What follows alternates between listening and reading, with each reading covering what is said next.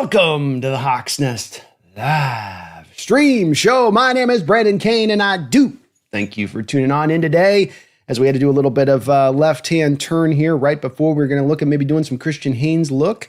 We got some breaking news, and that's the whole point of this Seahawks Daily Show is that when we do get breaking news, even in the depths of the offseason, we're going to bring it to you quick and fast and make sure we got you guys updated on what's going on with our Seattle Seahawks. Well, today, Seattle Seahawks look to reinforce one of their thinner, weaker positions on the roster as far as depth goes. You got some good strength on the front end of this thing, but your cornerback room coming into this training camp was looking a little teensy-weensy, a little bit light. Yeah, Devin Witherspoon is certainly going to be your starting nickel / a little bit to the outside, and then Josh Jobe and, of course, Woolen going into a contract year. You feel pretty steady Eddie with those three guys. But then when you get past them, you've got Nehemiah Pritchett, who last year didn't exactly light the world on fire in the short stints that he got on the football field. And then you drafted Zy Alexander out of, not drafted, but UDFA, Zy Alexander out of LSU. You're hoping that he can be in the mix and do some things as well. So this gives you a much more competent signing in who you're bringing back here now, and that you went and got a veteran, you went and got a guy that's been in this league and has proved himself over and over again.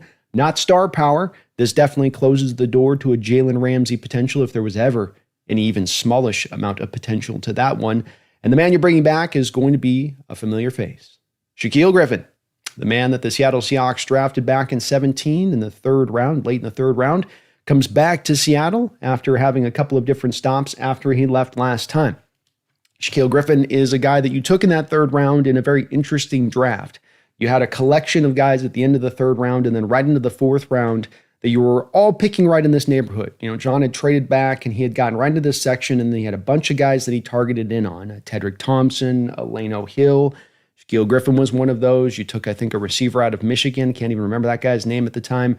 Shaq was the only one that really was able to kind of give you some good, decent play out of that, really, of all of those guys. Everybody else was kind of a bit of a fail with that as it goes. But he came in. He was pretty steady.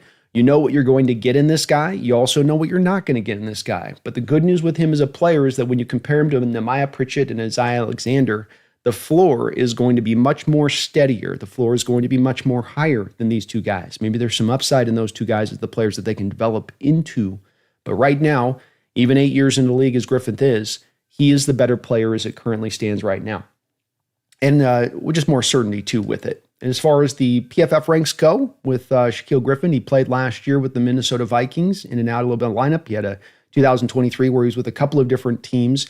He, of course, left Seattle to go sign a really major contract with the Jacksonville Jaguars. I think he signed it for 13 or 14 million. And at the time, I said, I don't think we want to sign that kind of deal, him to that kind of money. It was Jacksonville with money burning a hole in their wallet. You know, they had all that extra cap space. They had to spend it somewhere, so they chose to give him this real monster-sized deal. And he's been as well a steady player, but just not earning of being paid like one kind of somewhat of kind of the top corners in the sport at the time when he signed that contract. Last year, he was your 63rd highest graded corner in the sport, but you can see there's some pretty decent names around him. We know Jake over there, and Jake Ellenbogen with the Rams loves himself Shaquill Witherspoon and speaks to him like he's a shutdown, lockdown corner. We can see that in Shaquill Griffin, he's about two rating points off of where Shaquill Witherspoon was at. But Mike Sanistrell with the Washington out of the slot had a good year last year. Kool-Aid McKinstry's rookie had a good year. So in decent company, and this is where you get a bit of that floor there, where you're not going to have to worry about having two guys that are essentially, you know, the threat here is I'm not using PFF as the end-all be-all, but just to give you guys a quick snapshot representation of what I'm trying to talk about here.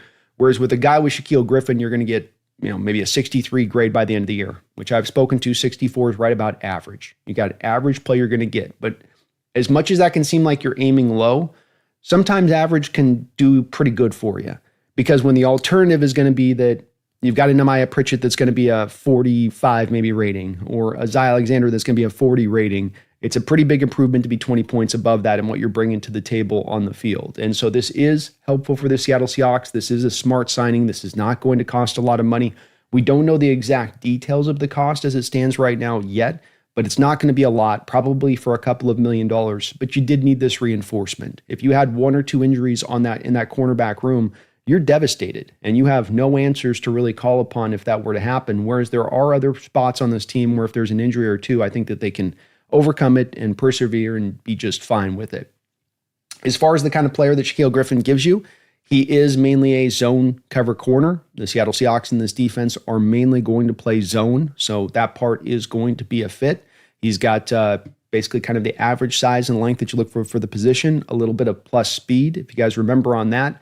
I think that there are two places in his game that will leave you a little bit wanting. He's got 9 interceptions here through 8 years, so he's going to get you about a pick a year, but when you consider he's pretty much started almost constantly throughout his career, he's not going to be a ball hawk. He's not going to be a guy that's going to go jump a lot of routes or have really great ball skills or even at times get his head turned around for the ball. It would be a thing at times that would kind of bother me with him where, he just would not sometimes try to recognize the ball in the air. He's going to try to wait for the ball, get in the guy's hands, and then try to rip the ball out of the guy's hands after he's kind of already made the catch.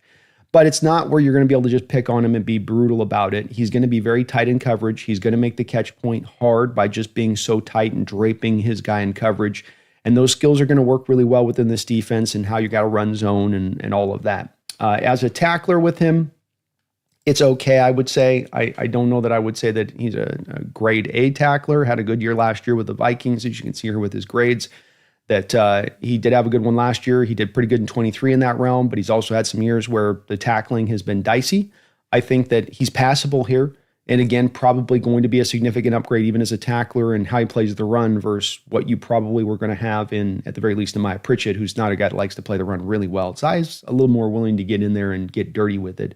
But this guy's capable and competent, and you can see here throughout his years and how he's been graded. You've got the Seattle Seahawks year in his second season in 18, where he had the 54.7 overall grade, which is just pretty bad for him. But aside from that, he's been pretty consistently steady up in that 60s area of things. That then 64 being kind of your league average, to even a couple times there, 77 in 2099, 72 in 2022 or 2021. So he has shown an ability to give you two things that I think are really valuable here for the depth side of that. Number one, availability. The guy's just out there all the time, usually available to play. Injuries have not been a big problem with him, but then gives you a consistent all-around kind of performance in what you get from him. There's no star power here. There's no game-changing plays. He's not going to have Kobe Bryant's nose for the ball from the safety position, but he'll give you good, competent play, which is very, very, very helpful right now because you need that depth in this league. 17 games in the season, you're going to have to call upon those cornerbacks. We had to last year, and when you brought Maya Pritchett out there, or you brought anybody else out there that wasn't the aforementioned 3 names we got at the top of the roster right now at the cornerback room, you were in some trouble. It was a little bit of a rough go, even with Jimmy Garoppolo slinging the rock at the end of the year to Marcus Robinson. It's not Cooper Kupp, it's not Puka Nacua out there for the Rams, and he was getting kind of beat up on that. And so you did have to make this move. I'm sure from the Seahawks perspective, they would have probably liked to have gotten one more of a cornerback, maybe higher in the draft if they had the opportunity to do so in this last draft. So you would have loved to have dealt with it there. But I think your cornerback room at this point now is pretty set. You know where you're going to go with it. You know who your starters are. You know where the depth's at. Doesn't mean that they can't make a move down the line, but I think that they have kind of decided within this, as we've been wondering about the powdered dry situation. When is John going to potentially pull the trigger? Is there a guy he's looking at? Are they going to try to do what they've done in the past, which is right around training camp? Or do you try to wait it out a little bit until you can get to the trade deadline? It's a little bit uncertain on that of where John's going to lie on that, but it does seem like he's not looking for corner to be the one that he's going to target here. And this does make some sense. If you are going to run a very heavy zone-centric nature to your cornerback room on the outside, you could maybe make the argument that there's a little bit less of an onus upon having to have some kind of lockdown guys out on the outside or having to put a lot of resources into the cornerback position at that point. I don't know if that's the case for sure here. I just wonder a little bit about it, especially looking at the Ravens cornerback room and what they've done now. This defense has certainly been able to take advantage of in the past, having lockdown corners. Rex Ryan back in the day with the Jets had Revis and Cromartie there as 2 lockdown guys. But of course, with Rex, he was much more blitz heavy than Mike McDonald was. He was much more man-centric in how he wanted to play it on the back end of things. And so Mike's cut from a little bit of a different cloth on that. And so less of a need with these cornerbacks, I think, to have to be ultra. You just got to be steady and competent, capable back there and be a good all-around player and being a factor in the run game as well and not be able to be targeted in that area of things, which with Shaq, he won't be targeted in that area of things. And I would fully expect him here to push Josh Jobe for the starter role. It's no guarantee that Josh gets it. He had some good games last year. He had some games where he struggled a little bit at times too on the other side of it. So it was a little bit back and forth. But with Griffin, you got a little bit more of a track record with this guy. And it wouldn't shock me at all if he gets into training camp and he ends up being the guy that is your starter there on the outside when you're in nickel situations. I think Seattle's going to look to move Witherspoon out there when it's not that. But when you are in nickel situations, I do think that there's a really good chance that Shaq ends up being your starter out there on the outside. I'd love to know what you guys think on this, though. Is this a move that is going to be enough, in your opinion, to get this cornerback room to where it needs to be, and that it's going to be competent enough to hold the line? You got a great front seven out there with what you got from a depth and talent-wise on that defensive line. Tyrese Knight, Ernest Jones, your two linebackers, you feel great there. Your safeties feel great there. So, throughout the rest of the defense, you've got a lot of strength. Are we strong enough here on the cornerback room? Our team's going to be able to pick on us a little bit with this cornerback room. I'd love to hear from you guys. I think there's a lot of potential here for the corners to be just as strong as every other part of this defense, but some of the potential has to come forward in Witherspoon and in Woolen. And if that can happen, then certainly they can become that. They can arise to that sort of occasion, but I think that remains to be seen. I would love to hear from you guys, though, and see where you guys stand on it. Hope everyone's having a great day. If you can for me today, please do hit that like button. We are probably going to be an in and out fast one here today, but we will be bouncing back tomorrow with Christian Haynes' Outlook. I know I promised to do that today, but when we do get breaking news on these daily shows, we're going to do that in front of anything that we have scheduled and then just push it off one day, get back around to it on the other side of it. I do thank you guys, though, for watching. If you guys can, hit that like button for me. Let's see where everybody's at as far as the signing goes. Robbie says, I didn't know he had 2 picks last season. Yep, indeed. He did have 2 interceptions last year, so good on him. He'll get you 1 a year. His high water mark was he got 3 in 2020, but he's had a couple of seasons in there as well where he's got none. The tough part with him is just it's got to be essentially kind of an overthrow or a tip pass. If it's going to be, I think I've seen him at one time in his life quasi jump a route, and that was when Dak Prescott kind of underthrew him. In order for him to kind of quasi jump it. And it's okay. It's not the worst thing against his game on this that, he doesn't necessarily have the greatest of ball skills there. You can, as long as you're solid in all other areas of things, there's plenty of corners that don't have great ball skills. I mean, this is why they're not wide receivers most of the time. And so not the worst thing about him, but he'll get you, pick here and there, Robbie, a little bit, Rob says no reason to get Ramsey. Would have rather had Jair. Understandable. With Ramsey, it's a little bit of a weird situation there. And he does seem to have his heart set on LA if he wants to go anywhere. With Jair, I think it just came down to Rob's. He wanted to go to Baltimore. He wanted to go play with his college football teammate in Lamar. MJ, we have a Shaq and a Kobe. We do have a Shaq and a Kobe. We do indeed. Dogzilla says Shaq has a ton of experience. I'm glad we have him back. Me too. I think it's a solid. And, the cost is not going to be great. It's going to be for a couple $1 million. Ain't going to break the bank. HHG's got a little bit of contract details for us, as it was the 3 to 4 million. It's about what I would expect. And that's certainly to get steady Eddie average performance from the cornerback on a 1-year deal. I think you feel pretty good about that. I don't think that's a bad price to pay. Alpha Sucks at Mock Draft. Still sad we didn't take Trey Amos at 50. Arroyo might be, but Amos fits our scheme really nicely and has already shown out with the Commanders in minicamp. Would have contributed a lot to the D. Arroyo is going to be that pick, Alpha. That's going to be the one for me as well that I'm going to kind of be sitting here kind of waiting on. I mean, the Milroe one's got a lot of boom-bust potential as far as him being a starting quarterback in this league. But with Milroe, you're at least going to get some value out of that third-round pick by having him out on these packages early in his career as you're waiting for him to become that quarterback. So there's some value to be drawn from that.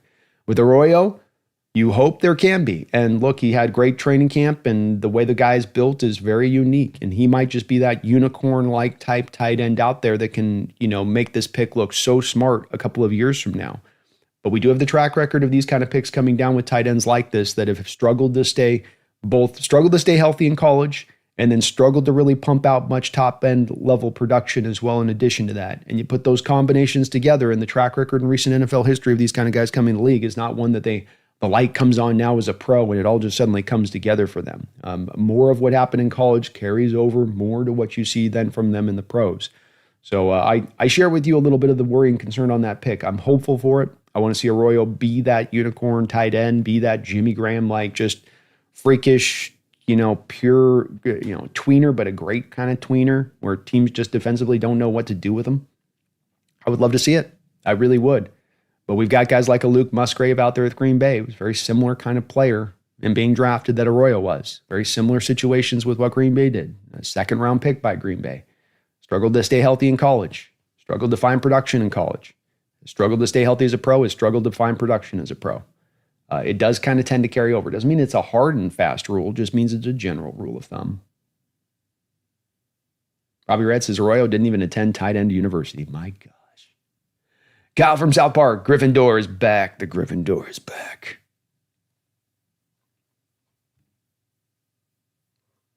Steven says, yep, totally agree with the corner assessment. The defense of the McDonald divisions. It makes sense. Totally makes sense. I think if you're going to look to build this kind of defense this way, I think that you do want to itemize where you want to spend a lot of money and where you don't. And that defenses are driven by certain aspects of their defense, and other aspects of it I think you can kind of get by on. It doesn't mean you don't put anything into those positional groups. It just means that you do kind of swing a little bit heavier, I think, in one area to another, in how you're putting resources and assets. And you want to identify within your defensive scheme where the most important parts are to put those assets. For instance, I think with Coach Carroll, and then it's not shade to Carroll, it's just that this is where I think I would have done differently, is that with Carroll, his front four heavily drives his defense. He needs the front four to get the job done because he doesn't want to blitz. And so that could be successful, but then you really want that investment in that front four. You want to have both the strength and the depth there. So like if you're going to spend top end money on safeties, when you're not doing a lot of coverage disguising, when you're not allowing those guys to be really running back around there, free and easy, you're going to run them in a lot of cover 2, for instance, cover 6. That's maybe not the best way for how your defense is drawn to then make that defense get maximized, and that you're putting your resources into kind of some of the wrong places. And I'd offer that with McDonald, if he's going to run so much zone on that outside, that needing that lockdown corner that can shut guys down, it's just not as much of a necessity. It's nice to have. You can make it work. But you'd kind of go, well, let's put more of the assets into maybe some other positions on this defense. And, specifically being that defensive line, I would be doing the same. Because I think there's some similarities there between Carroll and McDonald in that they want 4 men up front to get the job done. In Carroll, it's going to be your traditional 4 men, your 2 defensive tackles and your 2 defensive ends. In McDonald's case, he's going to run that stacked box, and you don't know which 4 guys it's going to be, but it's going to be 4 guys. Still need those 4 guys to then get home. Need them to be able to do that on their own, without you essentially bringing the blitzes. And so I would be heaping a little bit more to that side, and Seattle has. You got $20 million defensive tackle. I mean, this is where you've been putting that on smartly. But it means you'll go a little bit maybe lighter on the cornerback position because it doesn't have to be as driven to be as locked up on that. It's good to see you, Steven. Iced out Kirk. What receivers and corners do you think will make the 50-man roster, 53-man roster? Great question. I would estimate that you're going to carry 4 safeties, and so you're going to do with Witherspoon, Job, and Woolen are your 3. Shaq's going to be your other at 4, and I do believe you're going to carry 1 extra cornerback for 5 cornerbacks on the team. And I would estimate at this point that cornerback is probably going to be Pritchett, just because we haven't seen anything out of Zay Alexander. But I think that sort of 5th cornerback spot for me, iced, could be either or between Zay or Nehemiah Pritchett. I don't think either guy's really grabbed the bull by the horns on that one and taken control. We'll have to just kind of wait to training camp on that one. But I do think you're going to probably go with more corners than you might end up with receivers, where I think with receivers iced out Kirk, I could really see a pathway where you end up with only maybe 4 receivers, especially if they consider Arroyo to be a receiver and how they're going to count him on the roster. So you end up with the Cup and the JSN, and Torrey Horton's probably going to make the roster, and Valdez-Scantling probably makes the roster at that point for 4. And then what you do with Arroyo and how you count him kind of determines whether or not you're going to carry an extra wide receiver, whether a guy like Bobo, for instance, can make the roster. And I don't have a good enough feeling on that one. I think that it's kind of Kirk one where it's still up in the air whether or not how the team's going to roll with that one. And some of it's probably going to be dictated by which positional group looks good in training camp. If your corners are looking really strong, less likely to cut him. If Bobo's coming out and he's balling out in training camp, and you're going, man, the plan was only to carry 4 receivers than Arroyo, but we can't let Bobo go. It's going 3rd year and he looks great. He's rocking it. We got to have him back out there too. So we're gonna carry 1 extra that. We'll go 1 extra lighter in somewhere else, 1 extra light tight end, or 1 extra light running back. You do have to kind of pull from one to the other on this one, which is going to make it really hard on this team, I think, because they've set the stage for having kind of extra positions in certain spots on this team. Like quarterback, you might carry 3 active. Tight end, you might end up carrying 3 to 4 active, depending on how you want to count Oots. And so that does mean you're going to have to kind of grab from somewhere else. But it's hard to say, Kirk, exactly on that one, just because I think we got to get through training camp to be sure. King Bomber hot take. Griffin is better than Jair Alexander. Ooh. I'll tell you this. Griffin's got him beat up and down as far as availability goes, as far as how many games he's going to play for you. So, what we got here, we got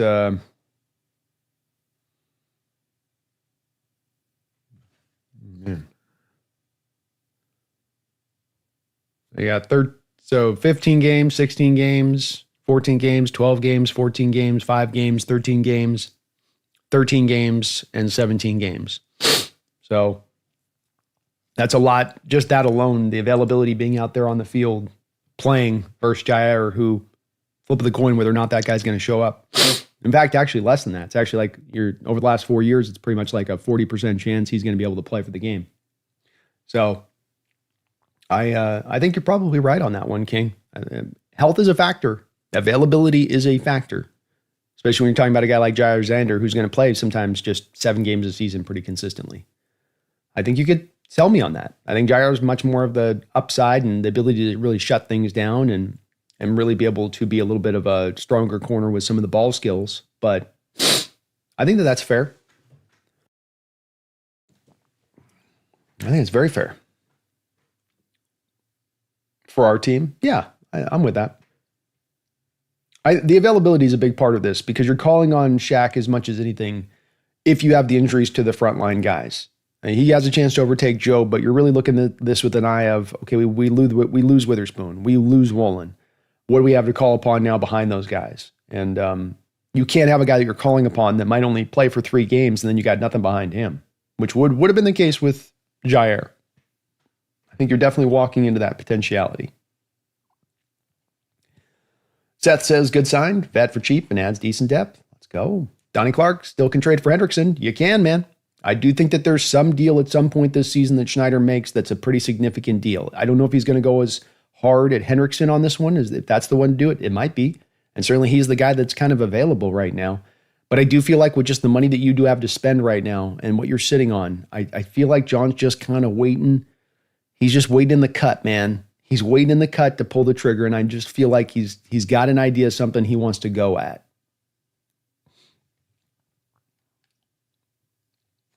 Kyle from South Park, does this take us out of any Hendrickson talks with Shaq making close to $44 million? No. You had $31 million and change coming into this deal. So a couple million off that, $26 million. You still have, of course, Kyle, the Noah Fant contract, which will remain to be seen if we're going to continue to run with him all the way through the year.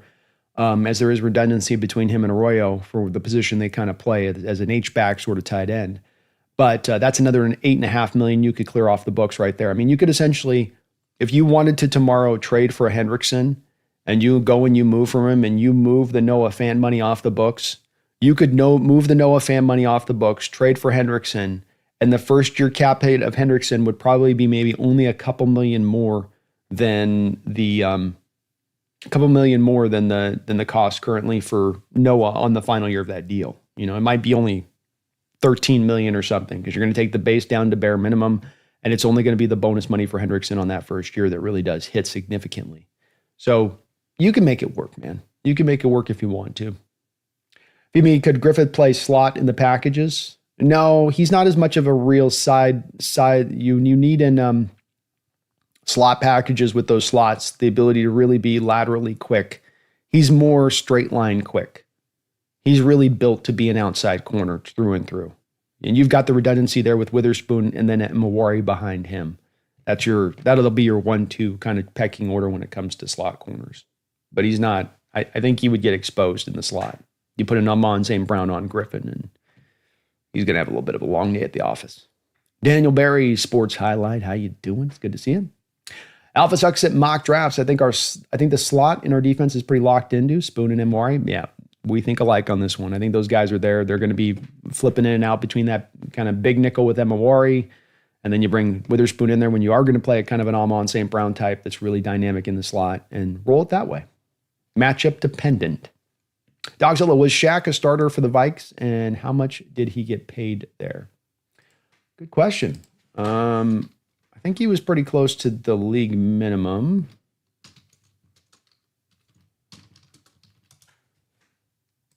Let's see where we're at here. See if I can find the. I don't think they're going to give me the information on that.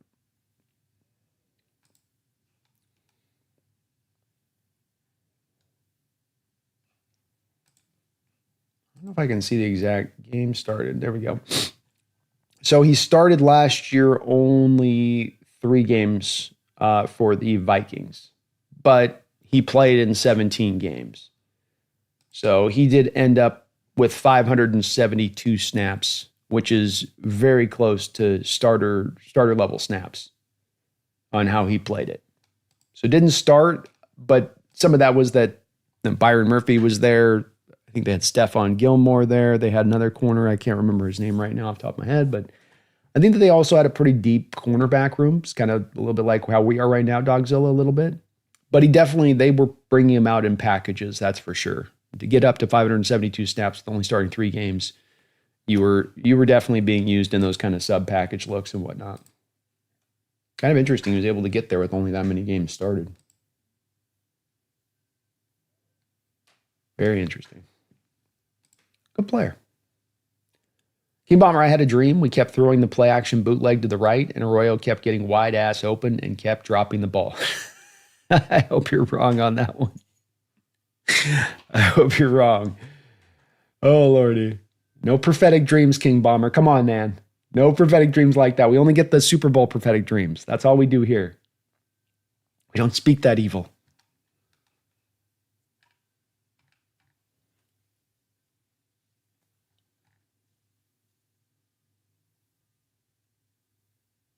Robbie Red, is corner still where we lack the most depth? Maybe linebacker. If Knight or Jones go down, I'm nervous. Yeah, I don't think it's the thinnest now. I think you could have made a debate between that and the inside linebacker position prior to kind of this move. It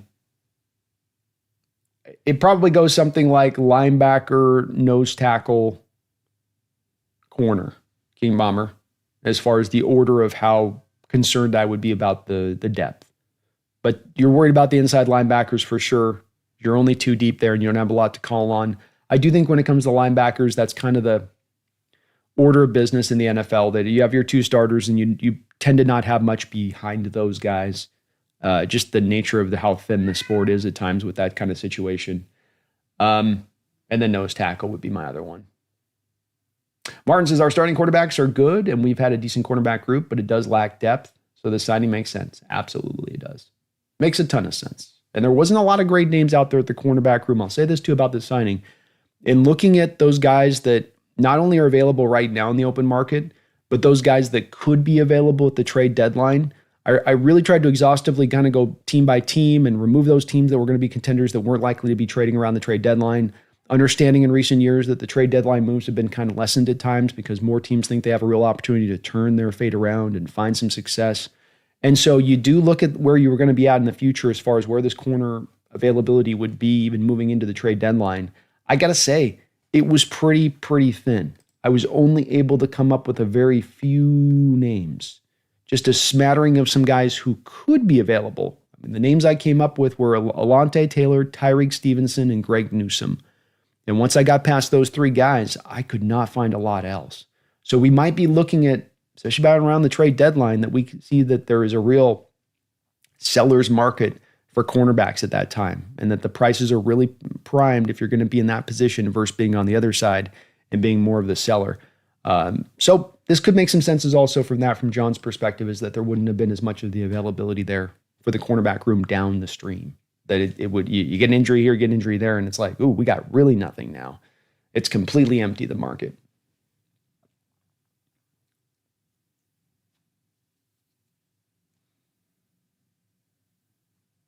King says, I think 5 guys that'll make the roster are Woolen, Witherspoon, Griffin, Job, and the guy from the Saints. John Charles, he might. I forgot about him a little bit. He's in the mix for sure.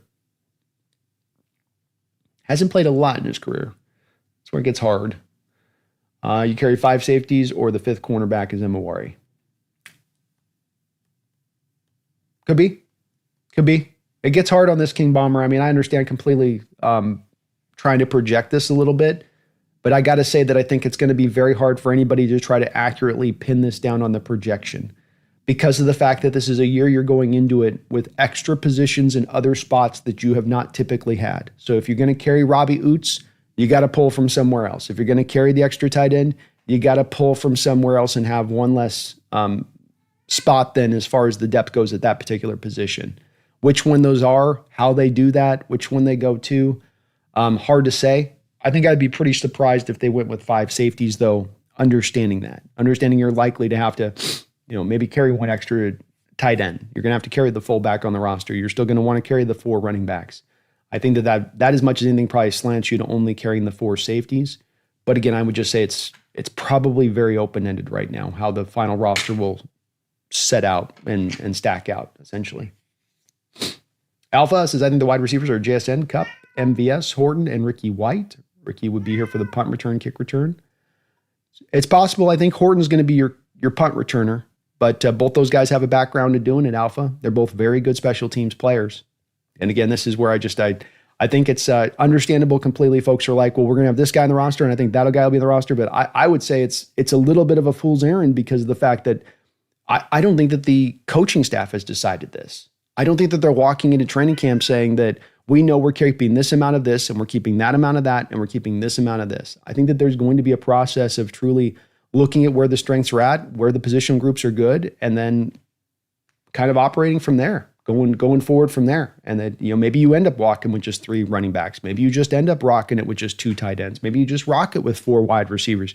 But I think all of this is so open-ended and such a question mark that while it's good to have a lot of conjecture in it, I think that everybody's just kind of guessing in the dark on this one a little bit. We just don't quite know how Mike McDonald's going to want to roll and flow with this kind of situation.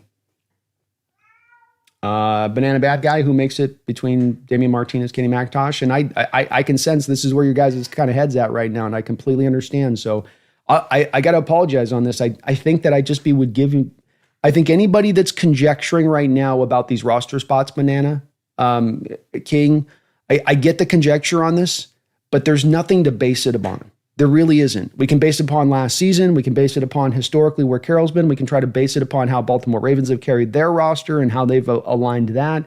But I just don't really think that we know right now. I could tell you I think Damian Martinez and McIntosh are both going to make the roster, and we're going to have 4 running backs, and then they just throw us a curveball, and they're going to run with just 3, and Robbie Oots is going to be your 4th running back.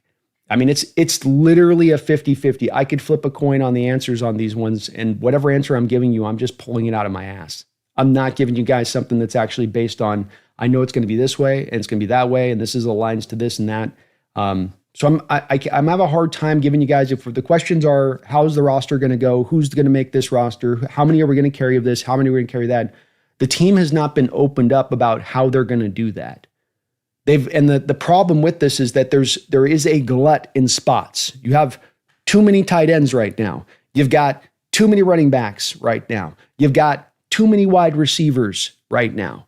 So you're going to have to kind of like have it all sort of shake out into training camp to figure out, what's what, who's who, especially when we're talking about guys like Ricky White, who's a 7th round pick, who has special teams value, but where's the fit on the roster? Where's his pathway to making the roster? It looks a little bit unsure, but I can understand as we're getting to training camp now, the words goes, okay, who are we doing this? How are we stacking? I completely get that. This is a year more than any year over the last 15 years where I think if you try that exercise out, you're just setting yourself up to fail in that prediction because there's just no way to know how the team's going to want to roll on this. So I can't give you much of an answer on that. I'd love to, Banana. I would. But I think it wouldn't shock me if you ended up carrying McIntosh, Charbonnet, and Walker. Wouldn't shock me if you're going to end up carrying Martinez, Walker, and Charbonnet. I don't think Martinez is not going to be a guy that can do kick return stuff, but maybe he's such a unique running back and what he brings in short yardage stuff that overrules a guy like McIntosh, especially if you're only going to carry 3 running backs, especially if you're carrying Robbie Oots as the 4th kind of running back, essentially, if that's how they kind of count him. It's hard to say. This is a tough one. And it's that glut that's as much as any problem. It's the having a Fant and a Arroyo. Where, okay, we've got our inline guy here already. We've got Oots, who theoretically be the third tight end. So now you have Arroyo and Fant. Are you keeping both them, and you're keeping Oots, and you're keeping Barner? Okay, then where are you pulling that from somewhere else? What position are you grabbing? Then you're going to go a little bit lighter on. That's tough. It is the part that's frustrating too about the NFL and their rosters and the 53-man rosters, is that this is the problem with these rosters being so small and so thinned out, is you cannot have the depth you actually want and need to be able to run your football team throughout the course of the season. And so what you end up having to do is thin down a positional group that puts you right on the edge of catastrophe, an emergency, but you have to do it by the nature of the fact there's just that 53-man roster to make it go.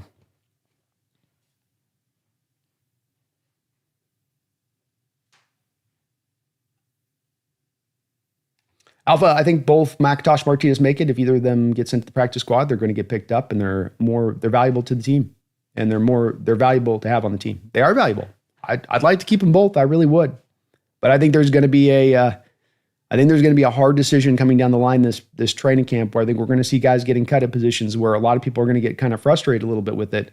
But it's just going to come down to, I think, a little bit of that numbers game that's going to be the big impactful part of it. King says, no Hendrickson, hashtag no Hendrickson. I get that, man. The price is going to be pretty stiff to go get him. Chicken God says, inside linebacker depth is my concern right now. If starter goes down, I don't know how that depth is going to look. It's lean, Chicken God, and I think you're going to probably have to go out there and make a move if something were to happen with one of these two guys. You're going to have to figure something out, call upon somebody, make some trade somewhere if it goes down like that. And so hopefully it can stay healthy, especially with Ernest Jones coming back off that surgery last year, this offseason, I mean. But I think you're right. That's where really the worrisome is at. You got Drake Thomas there. You got the Josh Jones guy that McDonald worked with out at Baltimore.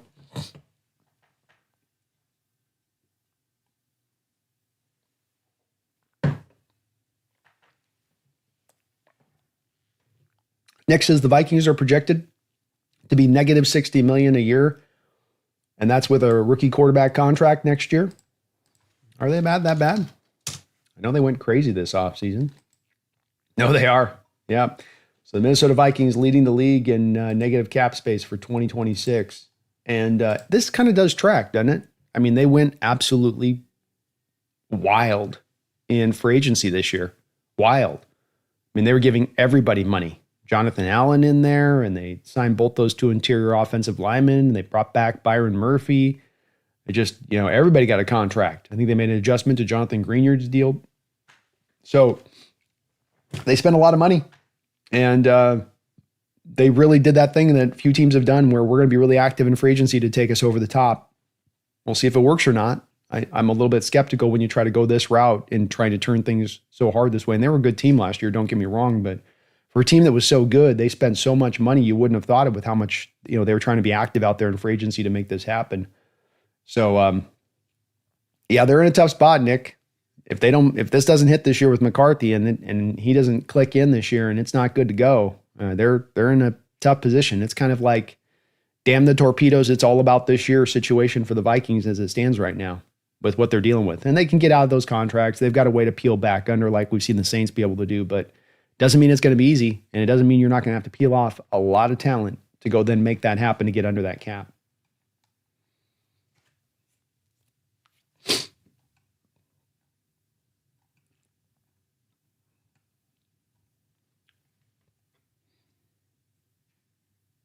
Century Seahawk. Hey, boss. I'm back about 20 minutes, but ayo, Shaq back in the building. A fun player to watch. Good, solid player, man. Gives you a good steadiness and a good floor for the cornerback room, a less question marks, which is what you have in Nehemiah Pritchett and what you have in Zy Alexander. And those guys would be the 1-2 off the bench if you lose a couple of starters on the front side of it. So a necessary move, a smart move, good move, and he'll be a good player for us. What's up, Kendrick? Yeah, it does mean that, Kendrick, that Ramsey's out at this point. This is a definitely no-go on Ramsey. You will not see that move now happen, for sure. Ricky says Shaq's an excellent run defender. That's why he's here. McDonald-type corner. Definitely, well said. Definitely McDonald-type corner, man, Ricky. Good all-around player. No real major hole to his game. can play in a variety of coverages. Amen.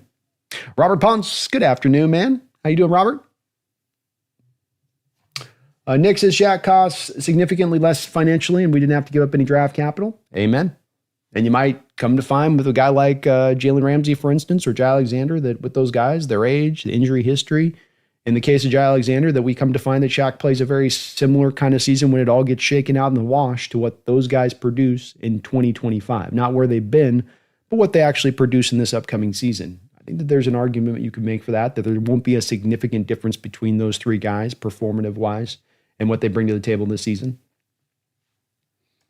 Even more Seahawks, Hawks Nest. If you're going to training camp, what position or player are you going to keep your eye on? Because I might go and I need a job.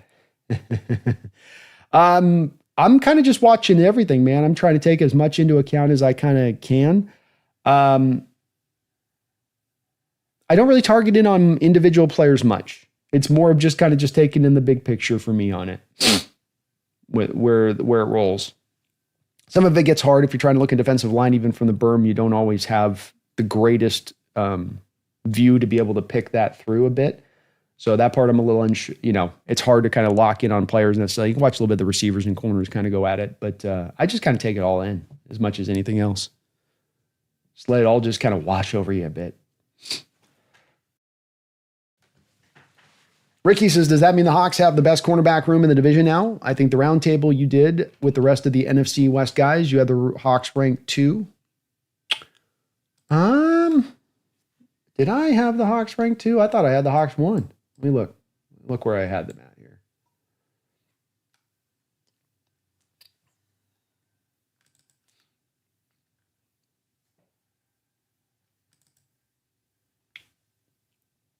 No, I had him 1. I think I had him 1. I don't remember changing it on that with the deal. I might have said it on the show with something else, but I've got him at. No, I had him number 1. I had him number 1 because I had my number 2. The number 2 cornerback room, in my opinion, is either the Rams or the 49ers. I think in the Cardinals and the 49ers. Sorry, the Cardinals and the 49ers were the only 2 teams that competed with us. The Cardinals have really good potential on paper, but they have guys like Max Melton and Will Johnson who've not given them anything. So there's not a lot to really go off with those guys. You hope they'll be good, but you don't know. Well, Woolen's got 11 interceptions through 3 years. He's been a consistent performer. Witherspoon's already right down, in my opinion, a top 7 corner in this sport. So even just with those 2 starters and Job there, to me, that was better than anything this division offered. The Niners, DeMondre Lamore, I think Witherspoon's better than him. They both do similar things with each team. Witherspoon's a better player, and Ricardo Green's not as good as Woolen. And I think Job is better than Trey Brown, as evidenced by the fact that Trey Brown couldn't get on the football field last year in favor of Josh Job.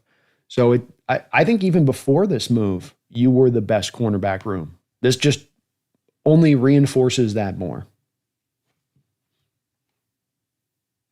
Kyle from South Park, I don't understand why people think the Niners are going to be good. Yeah, the schedule is easy, but look at their talent. Most of the stars are very injury prone. Well, I think you touch on the part of this, Kyle. I think people and how they're looking at the Niners right now, and I will include myself on this, that you look at the successful year for the upcoming year and you think of it in the terms of if they can maintain their health. But I think you touch on a very important part, an important point on this, which is that while that is something that we sort of take for granted, maybe we shouldn't. And that we saw last year in the Niners that they ended up in last place, not because they weren't still a talented team or that they had the talent drain away in recent years. They got into last place because they had a couple of those key injuries at certain spots on the team, and that was enough to sink them. You lose a Brandon Ayuk. You have a couple other guys that are kind of fighting through injury throughout the year, and Trent Williams and Fred Warner. Greenlaw is not able to get back on the field. Nick Bosa gets injured halfway into the year. You're done. You're done. I think this year I think that there's even a thinner eye of the needle that they've got to stuff themselves through this year, being that Ayuk's not going to come back at 100%. You lost Deebo Samuel this offseason. You lost a couple of other guys that were key kind of contributors, like a Greenlaw, like a Hufanga. You're hoping for the young players to come forward. But then you're hoping Trent Williams at 36, 37 years old is going to be able to get through another year here with him on his body and how that's gone. That remains to be seen to me. Can Bosa get healthier as he's starting to kind of stack up the years now as a player? I think that they lose a couple of injuries, and that's where they find themselves, Kyle. I think it's really fair to say. And it's really relying on that. I think if they stay healthy, they win the division, probably just because of that easy schedule. But if they can't stay healthy, then you can easily then find them at the bottom of the division too. I think they've got more variance than any team in this division as far as their win-loss record goes. That you could see them anywhere down to 4 or 5 wins and all the way up to probably 13 wins. It's really in that kind of neighborhood to me. Seth says, I thought they all ranked Hawks first. I know Jesse definitely did. Yeah, we did. I know Jake did, and Jake had the Rams as number 1, but even Jesse was giving us the number 1 on that one. AA Griffin's still okay. He wasn't terrible with Mini last year. I think he's still good TC competition. He's only 29. Yep, that's accurate. Totally accurate, AA. Well said. 3 to 4 million incentives, Ryan. It's a good deal. Not expensive at all. It's really close to almost a veteran minimum deal at that point. Robert Red still can't believe Vegas has better odds for the Cardinals to win the division. I really don't see the Hawks going last in the division. People just don't have a read of this team right now. I don't think Vegas has a read of the team. I don't think they had a read of the team last year. If you look at the Madden grades, I mean, Madden's got the Bears higher rated than us coming into next year. Based on freaking what? Based on what? But I think just this, nobody knows what to make of the Seattle Seahawks nationwide. Maybe that's a good thing. Maybe that's a good thing. I do like Alexander, but I think he should be on the practice squad to start the season. I think it's very likely that's where he's probably going to end up at this as we go down the line on this. But I think there's a really good chance for him to make the practice squad because you're still in a position of needing these kind of corners, back end of your roster to kind of top off the tank. And he can give you that. Steven says, honestly, I'm nervous about Trey H. I have dreams about a safety that set back the franchise. I have these dreams about a safety that we have back on the franchise. I have these dreams about a safety that we set back the franchise on. Oh, it's definitely that kind of deal that's hurt us in the past, man. I mean, to your point, the Harvin deal, you gave a first and third, and then, you gave him all that money. What if you'd kept that pick and just made that selections? What if you'd spent that money in other places? Could you have preserved a little bit better the dynasty? I think that's a question that John's got to be asking himself when considering this kind of Trey Hendrickson move, because it can set you back. You're giving up draft capital. You're spending significant amount of your resources to do this. You want to be sure about things. And that's where I get to the point of hesitancy when it comes to Trey, Steven, from my perspective, because I make that move. I want to know who I am. I know where I am. I know where we're going. And I know what this move's going to do to take us up over the top if it works out well. I want to know all of those answers going in. Not that it's guaranteed success, but I want to know the vision is very certain in where I'm going. Whereas right now, we're just not quite sure of where the team's going to fully go this year. How's the new offensive system going to go? Sam Darnold going to be able to replicate last year? You just don't know. And that gets me a little bit more to stepping away from the Hendrickson line on making that kind of move. But you never know with John. He's a tough man to predict when it comes to this kind of stuff.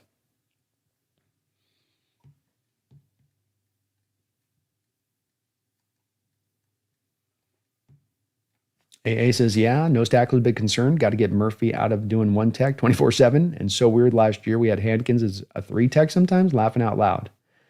They played the defensive line a little weird at times last year, AA, to your point on that. And you're right, we got to get Murphy out of that nose tackle position. Hopefully, I think that means Jaron Reed's going to slide into that role a little bit more this year. But one of the big questions coming up to the season. Dogzilla, the biggest mystery to me is what the freaking interior offensive line will look like. That's another one where it's like roll the dice, flip a coin, take a wild guess. And I don't think anybody's got a certain answer on that one. It could be so many different variations at this point and what the final line looks like.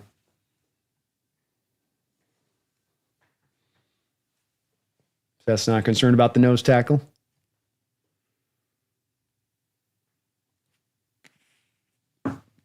So Kyle says if they keep adding games, they need to expand the rosters. They really do. And the NFL is so cheap about this. Like, add 7 more players to the roster, and it would have such a big impact on teams and the product on the field all the way around. But they're so damn cheap about it, they just don't want to do it. It's like they expanded the 17th game. It's like, well, expand the practice squads. It's like, come on, you guys. You're the richest sports industry by far. Don't short sell this thing, especially for a sport with football players that get injured and rosters get very lean really quickly on the back of those injuries. What are you doing, Jimmy? He's deciding to play with her toys right now while I'm on live stream.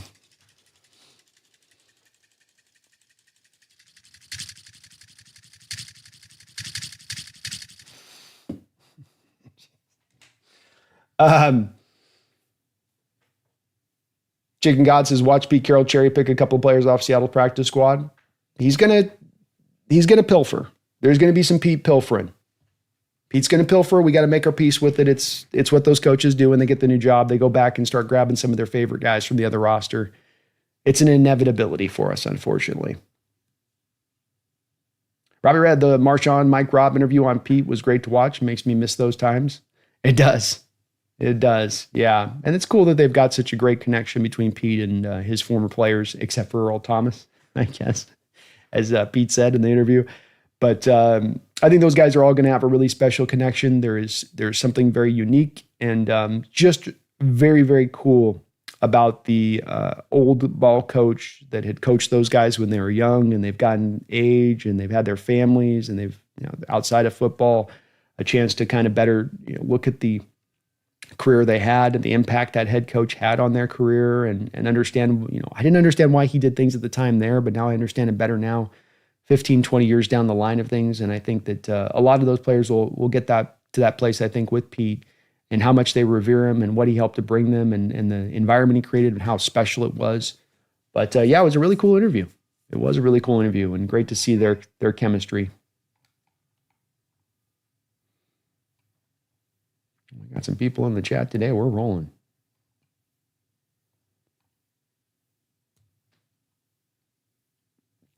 Hey, Vikings. Hey, Freeze. You had one good season, and we haven't even medically evaluated him, but $17 million a year. Woo! Yeah, they went crazy. They opened the pocketbook up, AA. And, I mean, again, I don't know if I would say that that's the smartest move to make from their perspective, to put themselves $60 million in debt next year to do this, because you don't really know what your team's going to be, because you let go of Darnold, and you're hoping McCarthy's going to roll, but the guy's 6'1", and he's coming off knee surgery, and he's going to be a rookie. I don't know that I want to set the stage for a make-or-break season on the back of that. It almost reeks a little bit of Vikings desperation to me, just a little bit, and hard to quite understand why you went that crazy with it. DJ says, someone just said we had the best cornerback room now. Well, I don't know if we got it. It's the best in the division, DJ, but I don't know if we got the best in football necessarily. I mean, maybe you could make that argument, but I'd have to think about that one. But NFC West for sure.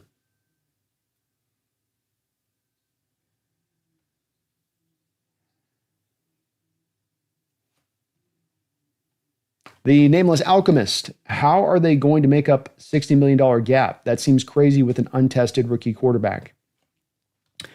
Well, you're going to have to definitely get to a place of releasing out some deals on this and making it roll. I'll show you guys here the deal. There we go. So,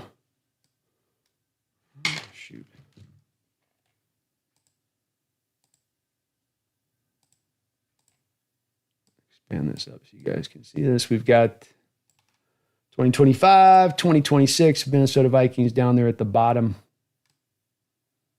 With $60 million, the Lions right with them. Maybe this explains it. We look at the Lions, they're at $54 million, and the Vikings at $60 million. Maybe this makes it make a little bit more sense as to what they're doing. But as far as what they'll do to get out from under this deal, they're just got to release money and convert base to bonus. I mean, this is something that the New Orleans Saints has showed us for years that you can do if you want to do, which is you want to release out money, you want to clear the books, you want to get underneath, you want to just continue to kick the can down the road, you want to sacrifice future space for today. You can find a way to make it happen. So it's this whole thing of like, well, they have got no way to get out. They're stuck in the deal now. They're going to be in hell. Look, it's not a great situation. I'll tell you that. Because what you can see here is that they're in the red. I always say, look at the right-hand column. If the right-hand column is filled at the top with red, if you just want to know this in general terms, you're kind of in a tough situation at that point.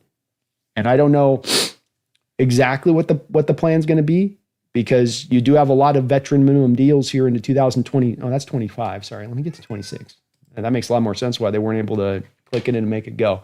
Okay, I was going to go, man, they don't have any way out. No, they do have ways out. So here, 25, you see all the red on the right side, the far right-hand column. If you're in the red, that means it's going to cost you money to get rid of the player. 26, you can see that they've got a lot of black over on the right-hand side, meaning that whether it's Brian Neal, Jonathan Greenyard, TJ Hawkinson, Andrew Van Ginkel, Harrison Phillips, Aaron Jones. All of those guys, you're going to cumulatively save money by releasing those deals. You're going to have to release a lot of them. You're going to have to restructure some deals to make it happen. You're probably going to convert Christian Darrisaw's base to bonus in 2026, but they can get creative and find a way to do it. There's a methodology in place. It's to me a little bit of, you don't want to go down this road unless you're in more of a certain place. You don't want to go down this road if you're guessing about whether you're going to be a contender. And I know that they're coming off of 14 wins and they feel really good about themselves. But at the same point in time, when you're flipping quarterbacks and going to a new quarterback in this kind of environment, a guy that's never started a full season, this is a crazy risk on the part of the Minnesota Vikings that they did not have to take. They did not have to take. And I think that when you do desperate things in football, and this looks a little bit more desperate-y when you're going this hard with it this way, I think it has much more of a tendency to blow up in your face. Nameless alchemist. So I agree. It's a kind of a crazy thing to do with an untested quarterback, and it just doesn't really add up or make a lot of sense why they went the direction with it. They must really feel like they're this far away. And it's like, did you guys even win a playoff game last year?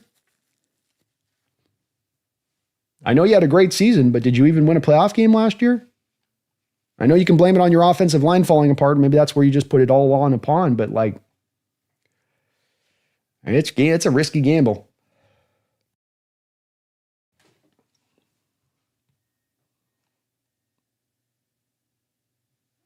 Ricky said I meant the rest of the guys collectively had the Hawks ranked too.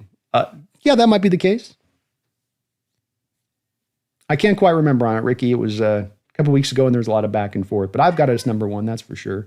Sorry about the cat in the background. She's crying today. I don't know what's going on with her if you guys are hearing her. She's kind of like having a freak out day here for whatever reason.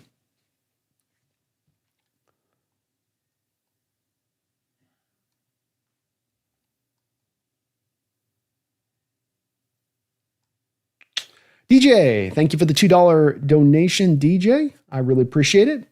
John Schneider trying to prove it was Pete, not the players, laughing out loud. Oh, you mean bringing back Griffin, one of his former players? Yeah, maybe. Maybe a little bit there. I think with the DJ was as much of you needed to reinforce this cornerback room.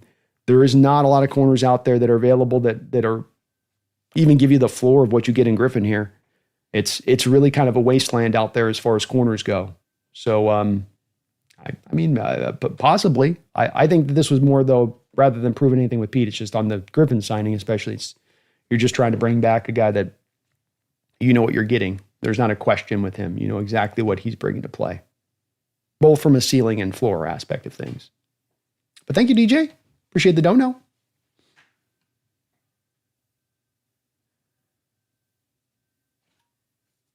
Jeffrey Thistle, thank you for 37 months as a Hawks Nest Ring of Honor member. I really appreciate you for doing that. That kind support. He says, I will not assume anything until I see our offensive line play. More than any other year with Sam seeing Ghost Darnold, we need to build a solid offensive line. Defense is solid. Offense is going to be a big key on this team as far as, the defense, I think, like you say, solid. You know what you're getting. Returning all the starters. Know that they're going to do their job competently on that side of things. Absolutely you do. It comes to the offense. There's a lot of variance there to what the offense could be. There's a lot of failure point there with the offense in many respects. Sam Darnold had a great year last year. That's the 1 year of his career that he's done that. He's not done that at any other times in his career. Your offensive line was league worst last year, to your point, Jeffrey. Is it going to be improved this year off the back of mainly just improving the coaching, training, and technique? We shall see. It's a question, man. It certainly is. So until we see it, until we know that those two factors are locked in and that they're going to be fine and good to go, there's a lot of reason to believe that there's a good amount of possibility for that same fail rate that we saw last year to return once again in 2025. Just got to see how it all plays out. We're rocking today on the chat. You guys are rolling today, huh? Hans, I'm all for keeping all the powder dry. We have a brand new offense. Let's see next off season. The highest possible outcome would be an NFC Championship appearance, and that's a long shot. Very fair way of putting it, Hans. And I think I feel very much the same way when I look at wanting to make a move or not wanting to make a move. And certainly I'm always a guy that's going to lean towards aggressiveness, lean towards, hey, just go make it happen. We'll figure it out tomorrow. This is one of those times, though, that I do feel like for the same points that I just made above with Jeffrey and what he's talking about and what I feel about this team, and that there is a bit of different outcomes this season could play out to become, and that's both for the good and for the bad. I think that this team has as much upside, Hans, as any team in recent history here to go as far as they possibly, if it all clicked together, could go really, really far with it. But I think that that's a big question. I think that that's far from a certainty that they're going to achieve that. And that being the case, I think that sitting in more of a wait and see approach, which is what I think you're advocating for, I think is a pretty smart approach, because you always have the trade deadline. And there usually is always something that is available to you there if you're clicking and if you're rolling along. If it's all good and you're 4-2 and life is well, and there's a team that's now trying to sell because they're trying to already get ahead of the cap or something like that, then you can pounce at that time when you know what you really are. Right now, we just don't. We think we're good. We think we know what we're going to become, but you just want to be, I think, a little bit more in that knowledgeable place if you're going to make a big move, rather than there still being some question marks.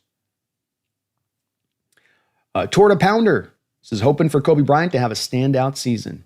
There's a real possibility that Kobe Bryant breaks through this year, really mainly on the back of two things. First, that he's become a very solid all-around player, good run defender, good tackler, good in coverage. He really took to safety position well last year. But the ball skills, Torta, just the nature of having a nose for the ball, be it him Peanut Tillman punching the ball out or just being in the right place at the right time to kind of jump around and feel it on the back end. He could come out of this season with 3 or 4 fumbles caused, with 5 or 6 interceptions. I mean, that's top end kind of production for the safety as far as, contos and turnovers at that point. And that could be a bit of a differentiating factor for Kobe. That thing that allows him to kind of rise up above some of the other names that are out there a little bit. Not to maybe become a star, but just to come, like you say, have that standout season. I think he's got it in his tank for sure. Playlist Trav, how much better is our cornerback room now? If this was Madden, you're probably at about an 80. So your cornerback room would have been about an 88, I guess. This takes you to maybe a 90. This takes you from maybe a high B+ to a real low A-. But Trav, it's more for the depth side of things than it is for how much he's going to tilt the room and make you so much better on the front end of things. It's more of now you've got the built-in depth to sustain an injury if that comes down. You're not going to fall off a cliff at the cornerback room now if that does happen. So it's not going to move the needle a ton, but the depth is mighty important because injuries are going to happen. Certainly with a guy like Woolen, he's had a couple of injuries here and there he's been pretty consistent in being able to play for the most part, but certainly has had an injury here and there that has popped up where you've had to call upon that depth.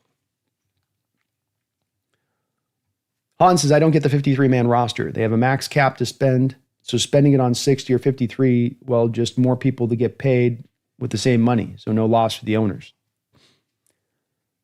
Yeah, it's I think it's something to do a little bit more with, at that point, there's some other extra reason there, and I can't think of what it is with it. I think the minimum thing comes in, Hans, where every player's got to make a bare minimum amount of money, and that's where you're right. You could kind of roster balance that, but maybe that's the creative way to do it.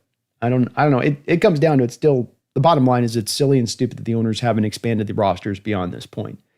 It's 53 men is not enough, even with the 16 guys you got on the practice squad. Increase it, even just a 4 or 5 increase would be just a big, big help to NFL rosters to be able to do that, especially when it comes to development. Because having those extra guys, keep on the roster, have them develop, have them be actually rolling. It's better for the product, better for the sport, better teams, better play, less sloppiness. But owners are real chintzy when it comes to this kind of stuff, Hans. They do not want, they love the thought of expanding. If they could get away with it, they would expand to 18 games and keep the roster at 53.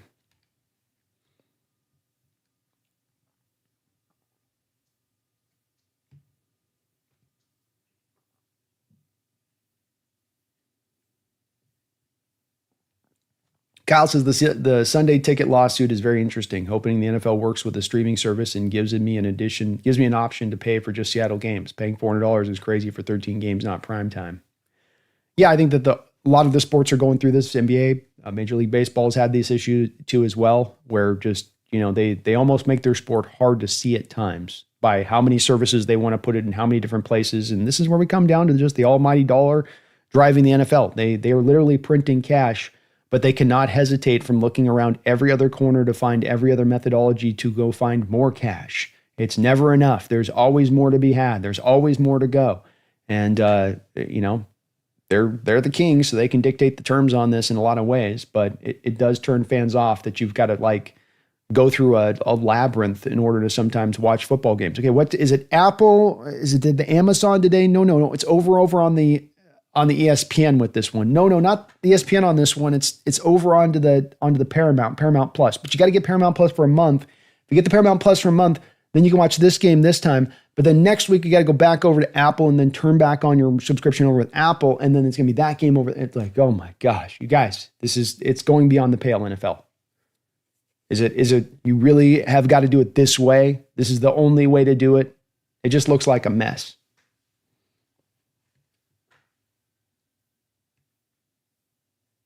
Hans is AA. Jeff Thistle? Yeah, Walden's better than Griffin. Absolutely.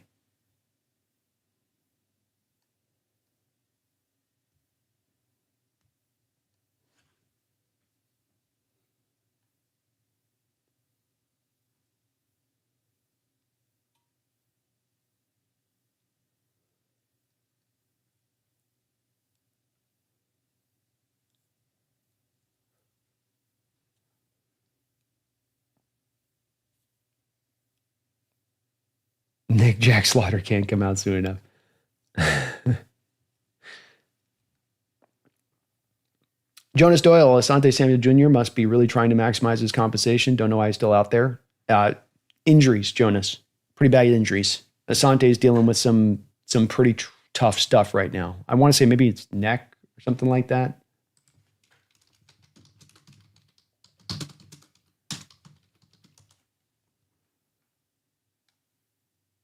Neck surgery. Yeah. So neck surgery makes NFL teams very nervous, Jonas. But he's a really good player. I've liked him since he's come out of college. But the health thing is that's the only reason he's not signed. Hans says, I'm curious for the O-line. They almost got 3 deep at O-line this year. Still no stars, but good depth. So curious who they keep. I think it's open-ended on that one. I think that you have a lot more bodies than you've had in the past to kind of push things a bit. You're probably going to end up cutting a pretty decent player, hopefully. I mean, when it all gets settled out a bit. But hard to say on that, how it'll kind of fully shake through. Have a good one, HHG. Jonas, I want to see Kobe play some boundary corner this season. I don't know, man. I think they're going to hold him out there at safety. He took to it so well last year in this scheme. Like I said, Hawks Nest, 6.25 increase in regular season games. That means 56-man roster playing by math logic.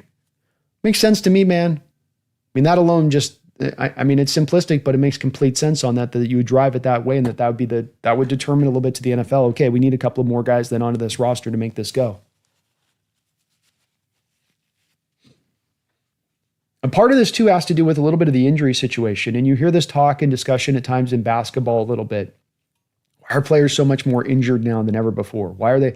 Is it because they're softer? Is it because they can't withstand the punishment? Is it because they just don't care? I don't think it's really as much that. In my opinion, these injuries come up more and more because tendons and ligaments in the body can handle so much weight, can handle so much torque, can only handle you changing directions at this speed, this size, at this weight so much before they're going to snap, and that's just going to be an inevitability. And you can get your muscles as big as you want. Your tendons and your ligaments are going to be, at the end of the day, what they are strength-wise. And football's no different to this. You got guys that are this big, moving this fast, hitting each other at that speed. You're just going to have more injuries than ever before because of it. Doesn't mean they're softer. It doesn't mean that the equipment's gone downhill. It's just that this is going to be the nature of the beast. So you got to expand more. You got to have more of an opening to have more guys you can put on the football field then because of that. And understand that this is now just a bit of the nature of the beast as these guys do get faster and bigger and heavier. Seth says, man, I'm salivating over our D-line. You should, Seth. Maybe the best in football. When it's all said and done, when we get to the final point of the year, maybe the best in football. Martin says, I think we'll have a better coaching and scheme this season, so that should mean we get a better idea of our offensive players' actual levels. So I'm all for holding off on a big signings this season. Makes sense. Makes a lot of sense. Jonas says, I wouldn't match him up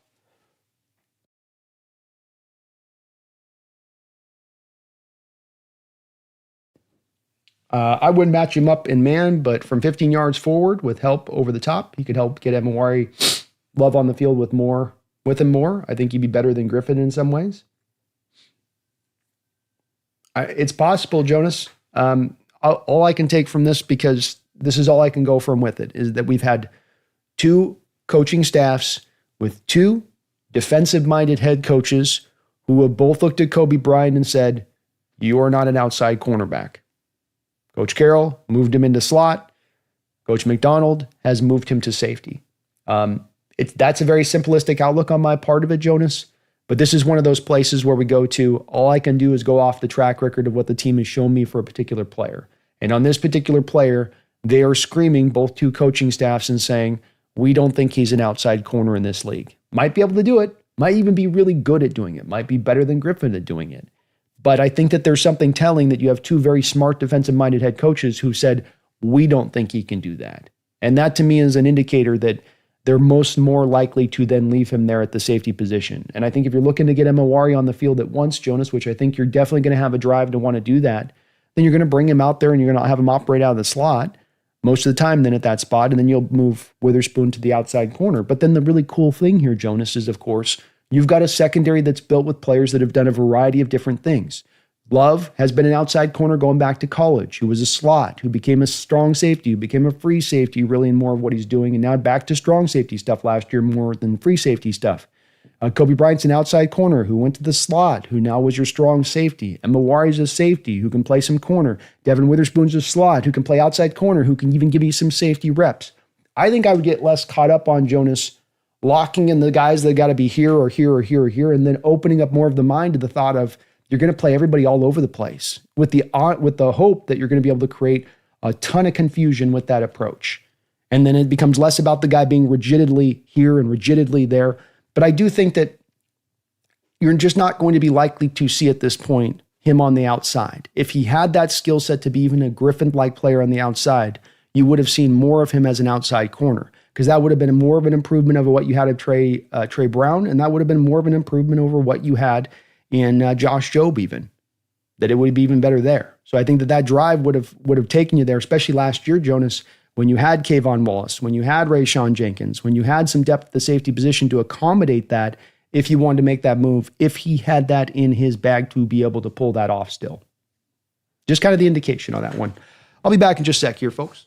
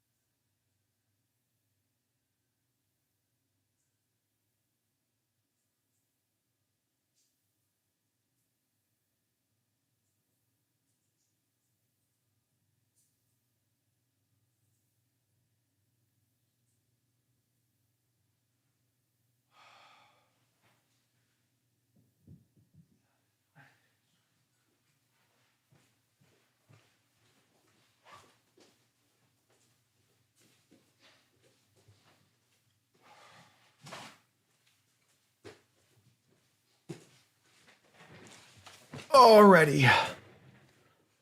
Jonas says, thanks for the news on Samuel. I wasn't informed of that. Anytime, Jonas. He's definitely a good player, man. If he was healthy, I would have been all over him with 2 feet. He was, I think he was my 17th highest rated free agent player for the Hawks to target this offseason, something like that, you know?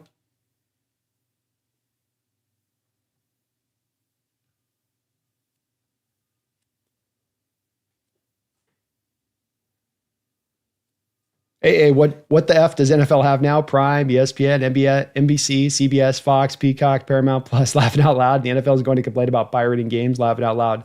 That's the thing about it, is you start to make it such a pain in the butt for people, that's what they'll end up going and doing. This is the point of, to me, streamline the process, give them a straightforward place like people are mentioning above, AA, to just, you go pay, here's the price you're going to pay. It's going to be significant for 1 year of seeing all the games. Here's your price. You pay it, one-stop shop, done. That's the way this should be. I mean, that's just the way this should be. But they're parsing and they're making it they're making it essentially a pain in the butt for the consumer to go enjoy your product.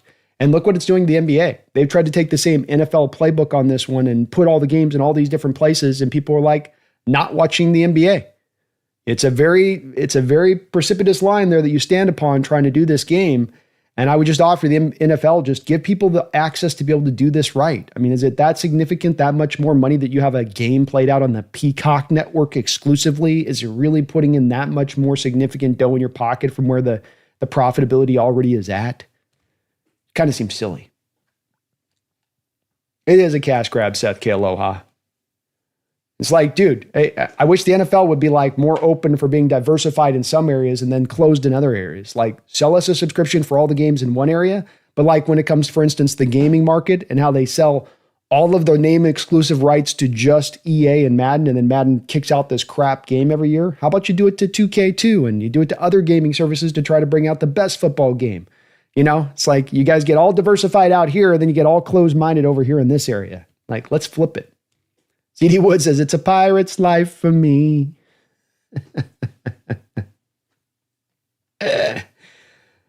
Martin, is the Freeze signing by the Vikings the riskiest one in the league this offseason, or has another team taken a bigger risk with someone? I mean, 5-year deal without a physical for a guy that only played 5 games last year.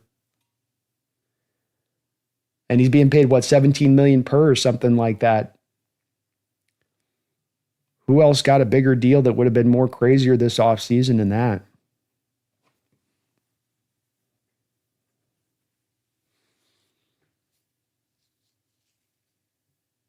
I can't think of much of anybody.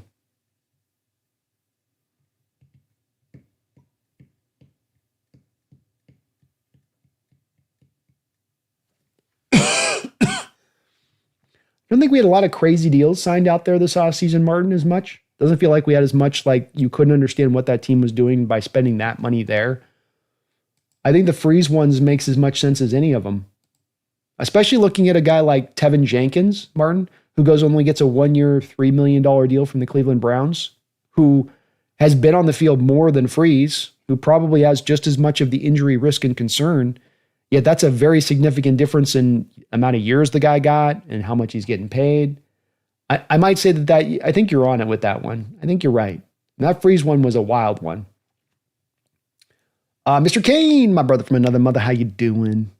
Hawks Nest, do you see a move like this putting someone behind our starters or going to get someone to push someone down the roster? Go Hawks. I think it just pushes, really as much as anything, it pushes Nehemiah Pritchett and Zy Alexander down the board a little bit. Probably one of those two guys goes from having a little bit more of it locked into them making the roster before this kind of move to now looking like you're probably, best case scenario, you're going to make the practice squad. So that would be how that pushes it down as far as the depth goes there, Mr. Kane. But I do think that there's also the reality here that Josh Jobe is not locked in as that starter on the outside. And if the team's going to let him go at it, I think there's going to be a competition between Jobe and Griffin. Let the best man win. And quite frankly, I would probably put my betting money a little bit more upon Griffin winning the job because he's just got more of the track record. And with Jobe, they just, he gave us a couple games last year. He was really good. Had a couple of other games where he wasn't as good. You had some fluctuation in Jobe's play there a little bit. So if I was to make a wild guess, just absent, completely blind on this one, I'd say Shaquill Griffin probably ends up as your starter on the outside in nickel packages. And Jobe gets pushed down to the 4th guy. Nehemiah Pritchett gets pushed down to the 5th guy. And Zy Alexander probably goes on to the practice squad. Boom, boom, boom, boom. Kind of like a domino effect like that. Nick says, yeah, even some bars don't have all the games anymore because they don't have all the streaming services themselves. The big chains should put, but if you have a local spot, they might not. Yeah, it's made it hard on them too. And that's used to be a fun thing for a lot of people, go down their bar and do that type of stuff. But I know a lot of bars have checked out of this. And this is where we come down to, like, you start to trip over, you're tripping over nickels to save pennies from the NFL standpoint. You're not having any imagination for this thing. You're just directly thinking about the hand in pocket that you get for this one streaming service to give you this money you're not thinking of the blowback or the amount that you might be losing eyeball-wise on the product by doing this. And that's where you got to do all of the math when signing up on these kind of services from the NFL's perspective, because you could end up pissing off your fans. And certainly this has worked this way at the NBA, where they're just like, some fans are throwing their hands up. They're like, to hell with it. It's not a good enough product for me to have to go to 18 different streaming services to go watch it. Luckily, the NFL has still a really good product, so it's not as much a problem for them on this. CD says we need a true nose tackle. Maybe Jaron Reed can go back a couple years to when he played more nose tackle, but we shall see. We'll see, man. I'm hoping that too as well. King says if Byron Murphy emerges like I think he will, we will have the best defensive line in the league. No question. I love it. Let's go. Let's go, King Bomber. Headshot. I agree, man. I concur. Jonas says, I love him in safety, just meant in sub packages as a rotation. Not trying to force the idea. No, I get it, man. And you might be onto something. I always, if I'm going to predict a little bit of something, I just want the baseline or track record that I can kind of to pull it upon. And like, for instance, Jonah, I would have thought maybe ideally with having Kobe back there halfway into the year when you had him start, like you're thinking kind of like logically on this, that with his outside corner background, that Mike might find some spin packages. You know, I start out Kobe with the cover 2 shell. I spin the package then to him as an outside corner post snap, and we go single high, and I drive the corner as a blitz off the edge, or I pull the corner into the slot on the outside that was playing that outside guy. But there were no snaps last year on watching any of the tape that I ever saw that I can remember ever seeing with Bryant kind of sliding into that direction of things. And I'm definitely doing a little bit of like Sherlock Holmes on this one, where it is a bit of a sight unseen kind of guess, where they might be like, no, he can play outside corner. We just liked what we had out there with other guys. And we might, like you said, this might be the way to do it. You know, you do want to get Emowari on the football field. And I think that you'd ideally not like to move Witherspoon off the field to do that. And maybe putting Witherspoon out at outside corner is not the best way of doing that either, right? That we've wondered with this, Jonas, if maybe Witherspoon's not better suited to be a slot than he is an outside guy. And so maybe this kind of pushes some of that to be made to be. It's a possibility. It certainly is. And look, I've always thought that the kid was a little bit short-sold on not working as an outside corner in this league. I mean, 2-time All-ACC guy, Walter Thorpe Award winner when he had Sauce Gardner on the other side of him. That's a guy you think would earn a real run at being given a try at outside corner. And he just kind of got tried out there for a short stint, and they're like, nope, not doing it. It was like one preseason game against the Steelers, and Carroll was out. But it's possible. It's possible, and that's his background. Jeffrey Thistle, thank you for the $2 donation. Says it's going to be hard to win games when offense can't score. I think that they're going to find some points, Jeffrey. I do. I think that the part that makes me a little bit encouraged on this as much as anything else is some of it's the kickoff rule and getting the ball at the 35-yard line. I think that this is going to benefit those offenses that are more about moving the chains more than it's going to be benefiting those offenses that are more reliant on the big play. I think that that's really the key on this one. And look, you're going to have a top 10 defense. They're not going to have to score necessarily a lot of points to win football games. But control the clock, keep your defense fresh, be consistent in your drives, find some points throughout the course of the game, hopefully play from ahead, because that's where this Mike Macdonald defense is at its best. But if your offensive line sucks, if Darnold is going to look like New York Jets Darnold, you're right. You ain't scoring at that point, Jeffrey, that's for sure.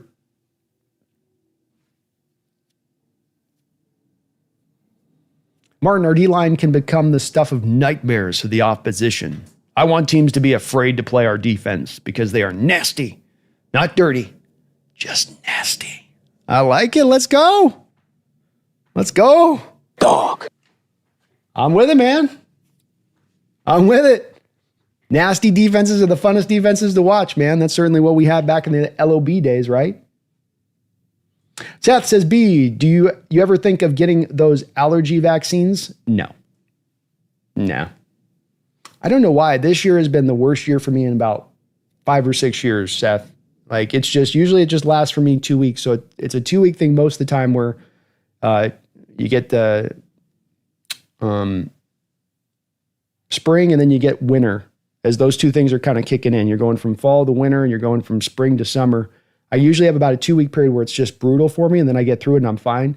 What's happened here is that we're stuck at this rental right now, and next door we've got this construction. And so they're literally just going through like 2 football fields of dirt and throwing the dirt up in the air constantly all day. I don't know what they're doing back there. It's been for 5 months straight of just throwing dirt.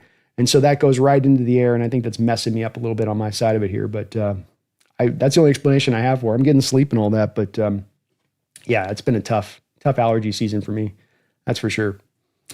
Jeffrey, thank you for another $10 donation. Very kind of you, Jeffrey. I really appreciate it. You guys are cooking today. I just want to watch a functional offense that's not random chaos ball offense like we won a Super Bowl with. Been since Matt Hasselbeck, since I watched us have a normal, functioning offensive scheme. Well, I think if I can give you a little bit of encouragement on this, that this is where this thing is going, Jeffrey, and you mentioned Matt Hasselbeck, and of course we talked about yesterday the return of the West Coast offense, and that this is really the first time that you've returned as purified a version of the West Coast offense since the Mike Holmgren days. There are certainly influences in every single offense that Coach Carroll ran here during his time of the West Coast offense, that you can find routes and concepts that come from the West Coast. But Coach Carroll is really, as much as anything when it comes to the offensive side of the ball, the antithesis of the West Coast offense in so many different ways. His predilection to lean on the A and the B gap runs heavily, to not run to the edges. That's not the way necessarily the West Coast offense worked, especially the wide zone offense nature of the West Coast offense that Mike Shanahan kind of created. You also have a little bit less of an onus driven towards the short passing attack to targeting the middle of the field, Jeffrey, which is another part of very much a mainstay of the West Coast offense. Coach Carroll didn't want to target the middle of the field because that's where turnovers happen. He wanted to take deep shots down the field off of play action and off of the run game. There is some of that in the West Coast offense, but again, there's a lot of stuff that's just scripted plays that they're throwing. I think that the West Coast offense is heavily detail driven. It's based on precision and timing and rhythm. I don't think that that's the way that I would describe any of Coach Carroll's offenses here throughout his time. Now, it doesn't mean that those offenses with Coach Carroll weren't also really good in what they did. And then if you look at the offenses, Jeffrey, in Carroll's time and where they're at from in the 2000 teens as far as just generating points and points per game, they're one of the better, probably top 10 offense through that time period there. There's many ways to kind of slay this particular sort of chicken to get your points, and some can do it off precision, some can do it off being a little bit more loosey-goosey. And I think that's just what the offense was prior, was a little more loosey-goosey, and probably why it didn't look as functional to you at times, because it was a little bit of backyard ball. There's a little bit of Russell scramble around, wait for the guy to break off his second route and throw it 50 miles down the field and go complete it for a touchdown. That's not precision. That's not on purpose. This is how we drew it up and then we executed it that way. It's much more, let's figure it out on the fly kind of brand of offense. And I do pine for a little bit more of the days where it is a little bit more based on the precision, where it's a little bit more based on confusing defenses prior to the snap about what you're going to do. I think that our version of offense, while successful, at times also made it very easy for defenses to play us. It made us very predictable on what we would do and where we would try to strike. And when you start to make things easier for either side of the ball in your opposition, you're going to make it harder for you to win football games. And that's where I think we come down to the heart of why you want to see that, Jeffrey, and that change is that you understand and are well aware of. If you have an offense like this that can work with an efficiency and be effective in that way consistently, then there's less of the load to carry for the defense and the special teams, and more of an opportunity for you to then sustain the success. Less of the hot, cold moments. And that's what I'm going to expect with this offense, Jeffrey, even in year one. I think it's very fair to expect Kubiak not to be a miracle worker and fix this wholly in 1 year, but to be able to come in and get instantaneous returns, picking up advantages that have been long left off the table by your Seattle Seahawks, especially when it comes to the pre-snap stuff, Jeffrey. Confusing defenses and keeping them off guard a little bit on what you're going to do right up until the snap. Such a key point of the modern offenses to be able to do that. And I think that we've not been doing that. And that includes last year with Grubb. So well said, man, Jeffrey. I share your pain on that one, but I think we're going to finally get some relief. We're going to finally get some Ben Gay there we can rub on this thing this year, and it's going to be all better. It's going to be all better now.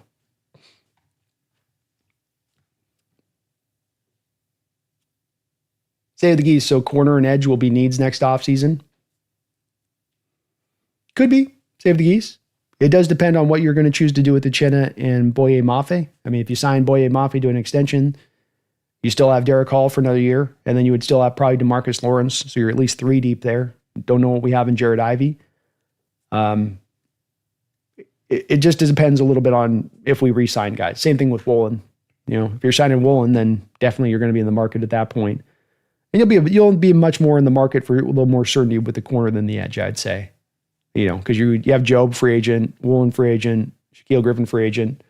That one looks a lot more likely to be one you're going to target, I would say, next season. Jeffrey says, I hope EA fails to get NFL to re-sign with them. Let another company try to make an NFL game. Tired of Madden. I am too, man. They've blown it. There it goes, shows you got a golden goose of a game. Just keep caring, but it's again, EA is the same way of NFL. It's like they get so caught up in the dollar signs in their eyes that they just start completely breaking things and causing problems that they don't have to cause, simply to try to maximize out every last red nickel they can. And it comes at the expense of putting together a really good game. And I hope they do too, Jeffrey, because I would love to play the hell out of Madden. I'd love to be on Twitch 24/7 with you guys playing Madden, but it's not a functional game. And it gets old really fast playing it, and they've not updated. It's working off the same engine it's been rocking for about 20 freaking years. It's time to fix the thing. Yeah. Mumbles, thank you for the $5 donation. Mumbles, hey B, how are you doing? You seem to be doing better than the last time I saw you a couple months ago. Also, what about this brother we're bringing him to? What about the brother are we bringing him to? Shaquille Griffin? Shaquem's not coming back, unfortunately, on that. And what a cool moment we had a couple of years ago when the twins, Shaquille Griffin and Shaquill Griffin, were both on the field at once in that Green Bay Packers game. And you ran a blitz with Shaquille off the edge, and you had Shaquem also blitzing off the edge, and they both comboed up for a sack. Such a cool moment. In both just for Seahawks and NFL history on that side of it, Mumbles. And goodness only knows what would have happened if Shaquem had that other hand, what kind of player he could have been as a linebacker in this sport, because he did a hell of a lot with just one, the Jim Abbott, essentially, of football. Yeah, we're doing better over here on this side of it. I think we got to a place there in the draft coverage of things and stuff like that where we needed to shake some things up, Mumbles, and needed to kind of streamline some of the processes here at the Hawks Nest and get a little bit of a reinvention. You always got to reinvent yourself a little bit. Things can get a little stale and stagnant in certain ways of things. And we're going to go this new direction this year with these daily shows during the season. And I think we're going to have a lot of luck with them. I've got some other big plans here for the channel. But you always got to keep reinventing. You always got to try to refresh things and make them anew a little bit. Or, it gets a little bit stale with that one. But yeah, we've been having a great last couple of months doing these daily shows. It seems like it's really taken to with the fan base. And you guys have been feeling it. We've been doing really good on the subs and the viewership on that side of it. So yeah, we're doing really good on that. Doing really good on it. But Mumbles, and thank you for 31 months as well as a Hawks Nest Pro Bowl member. I think Shaquem is retired. I think he's doing speaking engagements and stuff. So he's out there still getting it done, getting it done. And Shaquille Griffin's had a hell of a career, man. 8 years, going to go into his 9th season. And good 3rd round pick by John. You get a 9-year pro with a solid, steady career like Shaquille Griffin's had. That's a good pick at the end of the 3rd round.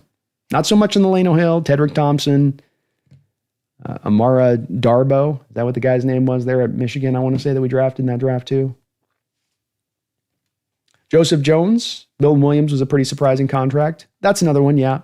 I'd put that one there as being, that one definitely reeks, doesn't it, Joseph, of the guy that is on the Super Bowl team, who's a good player, but then kind of goes on a good run at the end of the year for the Super Bowl team and then really is able to maximize that out into a new contract. That kind of feels like what Milton was able to do. Josh Sweat a little bit as well, but Josh is a legit player. He earns that contract. He's going back to being a fit in Gannon's defense. Gannon knows what he's getting in him. Milton's a little bit more of, really? For the rotational guy behind Jalen Carter? Really? So what happens to those Super Bowl teams, They did. I had forgotten about that one. You might be right on that, Joseph. That one might have the other one even beat. $85 million a year for that's pretty rich for what Milton gives you on the field. I mean, he's a good player, but is he $85 million good? And that is a little bit rich. That's a lot of bit rich, actually. Forgot he got that much. Jonas says, Kobe Bryant, naked cat blitzes from the boundary. Laugh it out loud. I see what you did there. A little Cincinnati Bearcat blitz, Jonas. A little bit of that. I can see it, man. He can blitz. He's got a couple of snaps of blitz, and he did pretty decently. He's not quite Witherspoon with it, but he's pretty good with it.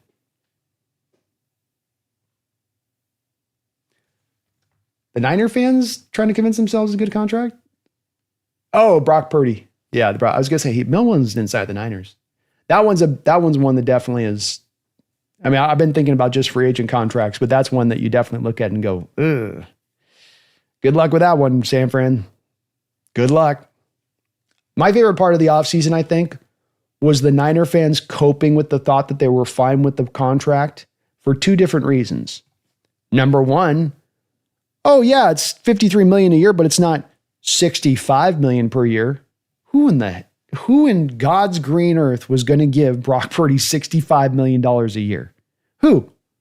No way. And then the second part is that all of them, the second thing they talk about with it only being $53 million is how simple and easily they can get out from under the contract. Boy, does it not speak to your confidence and faith in your starting quarterback that you just reward on a new deal, that most of your fans are looking for the exit sign and coping on the back of the fact that they can get to that exit that much faster. That one's going to hurt them. Nick says the Browns are another team in cap hell, projected negative $37 million for next year, and not a ton of players deals coming up. That's not even considering the fact that they're still going to have to pay Watson. I say it, you see it time and time again, Nick. Misidentification of your team. Misidentification about where your team is at, what they need to do, whether or not that there's a little bit of, hey, we got to suffer a little bit of pain this year to get through this mess, to get us clear of this mess. And the Browns, much like a team like the Cowboys or like the Saints or a variety of other teams, refuse to make that hard decision. And they do so at the expense of forcing themselves into purgatory for the near future. Don't know why they're doing it this way, Nick. Don't know why they won't just I think you should have moved Myles Garrett, get some assets back, start to look up ahead down the road to where you can get out from underneath that Deshaun Watson contract. Instead of doing that, they sort of just kind of double back down into what they're doing. And it's only going to make it that much harder for them to then relieve themselves of this situation when they do want to turn it around. It's the biggest problem NFL teams make over and over again. No, it's not being cheap like the Brown family and the Cincinnati Bengals or like Davis used to be there with the Raiders. That's not it. No, it's not trading away first-round picks. No, it's not spending too much money and putting yourself in bad cap situations into future years. The biggest problem NFL teams make is they misidentify how good they are. They think they're better than they are. And in doing so, they make a lot of downstream decisions that end up costing them so heartily down the line and don't have to if they would just make the smart, difficult decision now, you relieve yourself of that down the line. But they won't do it. They won't do it. There's some of these organizations that have like a tick almost that they're incapable of doing it. I don't have a better explanation for it than that.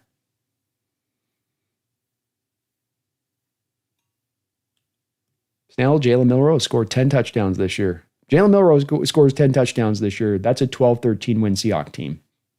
I guarantee it. I'll be like the Men's Warehouse guy. I guarantee it. Jonas, yeah, my feeling was he was hampered a bit with some things as well, getting up to speed with the scheme. Maybe it's more comfortable now. He really gives me Charles Woodson vibes for a career arch. I like it, Jonas. Let's go. Get me hyped on him. I think the thing that he's got that's very special about him and is legitimately special about Kobe is the ball skills and taking away the ball and just being having an understanding of how to do that. And the fact that he's also a fully capable, well-rounded player around that element of his game gives him that potential, man. If it can all lock in, and he's going to get the real true chance this year to be a full starter from day one at the safety position and get a full season of those ball skills at play. And as I said, I wouldn't shock me. You come out of it 5-6 interceptions. He could have had 5 last year. He had 3, and he had 2 others that were just slipped through his hands. Well, I think one that was called back. I think he's had 3 interceptions in his career called back due to penalties that had nothing to do with him. So it's right there. It's right there, Jonas. And absolutely, he could break through. Jonas says, I feel that, Brandon. I moved to this newer neighborhood and construction absolutely destroyed my sinus. It is. I know it's them over there. And they're taking their time, Jonas. We're in Southern California, so everything takes 10 years to just, and they got these rolling hills in Southern California. So you'll have just a grouping of houses and then a rolling hill and then grouping of houses and then a rolling hill. And so now they're running out of space in Southern California. So they're starting to bake into these hills and cut them out. So they got to cut out the hills. They got to move all the dirt around. And I swear it's been 5 months of just dirt spinning in the air. Like I vacuum my floors and like a day later, you've got that thin layer back on it because there's so much dirt that's just spinning. It's driving me crazy. That's why we're moving. And I'm going to be heading out here in I'm heading out of here in another about a month and a half or so to get away from it because I can't do it. Plus, it's just, you guys don't need me sniffling 24/7. Save the Geese. I trust Mike's vision. John seems more locked in too. Feels like it was definitely Pete holding on to players too long and those horrible trade ideas. I think that it's just the truth of the matter, which is something John's talked about. Schottenheimer's told him this, and I think that you just get the sense of this in the NFL, and that is that when coaches get to 10 years in a given spot, you got 10 years. That's what you pretty much got. There's coaches that'll get 15. There may be some coaches that get up to 20, but you're pretty much as a standard issue going to have 10 years before the messaging starts to get stagnant, before things got to get kind of spun through anew a little bit. And it doesn't necessarily have to be just that like it's a Coach Carroll inadequacy or that he can't go be a great coach again, or sometimes it's just the nature of the beast that you gotta move it through. Like Andy Reid with the Eagles. It was just time. It was just time. You know, the Eagles had to move off him. Didn't mean that Andy Reid could go on to be a coach that might be considered one of the best all-time coaches when it's all said and done, moving on to Kansas City there. But then the Eagles went out and have won 2 Super Bowls and been to 3 Super Bowls themselves by making that move. It was kind of just the right time for both camps. And that's sometimes what happens, and it's a hard pill to swallow, I think, for some fans, because you'd love to hold on to great things forever and for to have the run just continue on into infinity. And it doesn't, unfortunately, it just doesn't go that way. And that this is a bit of the nature of the beast. It's a game that moves faster than any game in any sport. The players last as little time as ever. The coaches last little time as ever. Teams spin through coaches and general managers as fast as any sport. Just kind of the nature of the beast with it.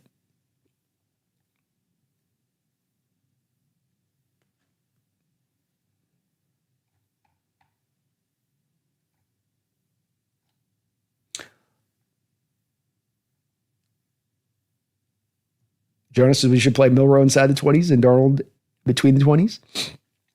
I think you're going to get a lot of Jalen Milroe, to your point, Jonas, in the red zone. Absolutely, there's going to be a ton of that. Edris Boyd says, why sign Griffin and not Alexander? This is crazy.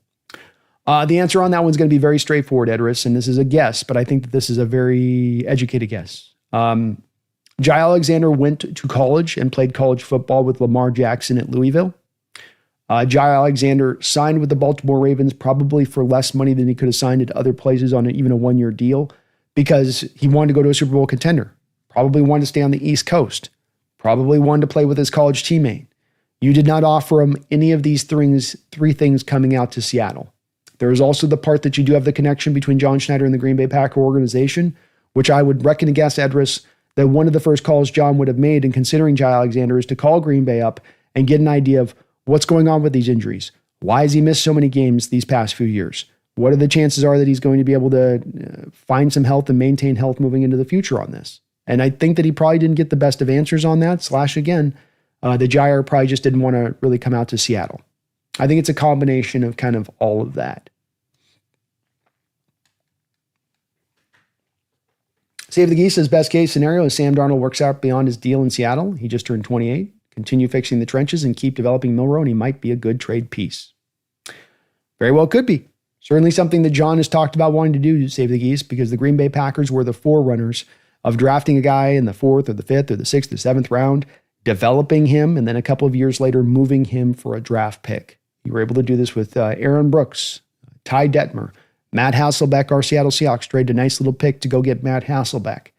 Mark Brunell with the Packers. So they did this for many years. And you're right. There's a lot of different scenarios here where this could play out, where whether it's Darnold or whether it's Milroe, that you actually have a little bit of a piece that you can then utilize going into the future to move for trade capital and to get something back in return for some, prime returns at that point. Yeah, it's very possible. And it did work for years for the Green Bay Packers in that way. Martin says, I think the offense will be better this season, more running plays, better scheme, better coaching, and a better clock management, which was something we did not do well last season. Very much agree. Very much agree.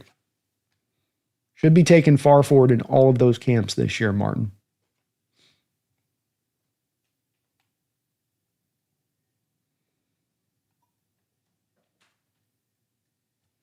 Martin says, I do wonder how much long-term damage happens to a quarterback when they start their NFL journey as a dysfunctional franchise. How long does it take them to recover from it? I think that there's not a hard and fixed answer on this, Martin. I think it kind of depends on some of your mental toughness as a player. I think there's guys that get beaten down like a David Carr, not Derek Carr, but David Carr, the brother of Derek Carr, who went to a expansion franchise Texans team and had the ever-loving hell knocked out of him to the point that his career was toast, done, kaput. Some guys, I think, are able to bounce back. I think a guy like Matt Stafford, for instance, he got banged around throughout his career with Detroit, just a lot. And yet, I don't think that he's severed some kind of PTSD going to the Rams from that. Geno Smith, similar kind of situation with him. I think he got through that. I think it takes some time, Martin. I don't think you just get a guy 1 year to the next going from a horrible situation to none of the ghosts of that situation now haunt him a little bit the next year. You probably need a couple of years. You probably got to work on the game. You got to grow and develop. But I think that there's certainly there's a tunnel of light to get out of that you don't have to be stuck in that hell for the eternity of your professional career because it did happen. There's damage to be done by it. Don't get me wrong, Martin, and there's a cumulative amount of damage that can add up on it. But it is dependent a bit by person and how kind of mentally strong you are able to persevere versus those guys that might just get beaten down and they can't get through it, which is a little bit of what I felt like with David a little bit. HHG says, I played Madden once, threw 5 picks in a single quarter, turned off the game and never played again. And you probably had a linebacker jump 15 feet in the air to pick off one of those picks, HHG. Because that's the other thing about the interceptions. You throw a lot of picks, but then you also feel like, hold on, how is the 6-foot linebacker clearing 12 feet? I threw that with touch. How the hell did he climb that ladder? Who gave him the fireman's ladder? It's a frustrating game. Garrett should have been 100% moved. Yeah. And it's like you signed him to this $40 million deal for what? For what? You're in one of the toughest divisions in football. This year's going to be the year? Really? With Gabriel back there? With Shedeur Sanders back there when he's out driving 135 miles an hour? Like, no. Trade him. You could have gotten maximum draft returns. You could have had your pathway to next year going and getting your franchise quarterback. Just think about this as an alternative road. I'm glad you agreed with me on this, AA. But think about this as an alternative road. You move Garrett this offseason for a future first and a draft pick this year. You get to next year at that point. You're in a position to now move off of the Deshaun Watson contract. You go out there and then you draft your you package those picks, go get one of the top quarterbacks in next year's draft. You finally pair up Stefanski with a legitimate quarterback at that point. And then still, if you're even having to eat that dead money of Deshaun Watson, now you're going through the rookie year of that quarterback, eating the last of the dead money of Watson. You get through the next point of that year at that point. You've got Garrett's money off the books. You've got Deshaun Watson's money off the books. Your cap situation is free and clear. You've got your franchise quarterback. You're in a great state moving forward. Instead, what'd they do? I mean, it was right there for them to go do it. But these teams, you think they do smart things. You think they operate from intelligence, but yet time and time again, they do these things that are just numb-brained. Like, why? Brian says, hello from the flanks of Mount Rainier. Griffin's a good move. It is a good move, man. I hope you're having a go, man. Climbing Rainier. Look at you, man. The Mountaineer, Brian. Hey, they think they're better than they are. Agreed. Which is exactly why we do not need to trade for Hendrickson. Agreed. That's it. You make that trade, know who you are. Don't think you're better than what you are. Know who you are. You might be that good. You might be good enough to go make a move for a splashy guy like Hendrickson, but be in a position to know that. Don't be in a position to think that or to wonder that or to do some advanced calculation on your math and then you'll become that. Are you that right now? You kind of have to earn the right to make that move, right, AA? Earn the right to make the Hendrickson move. And that place in that position is more of a mid-season trade deadline thing at this point than it is a do it right now kind of situation. 2 nights at the Lodge. Have a good time out there, Brian.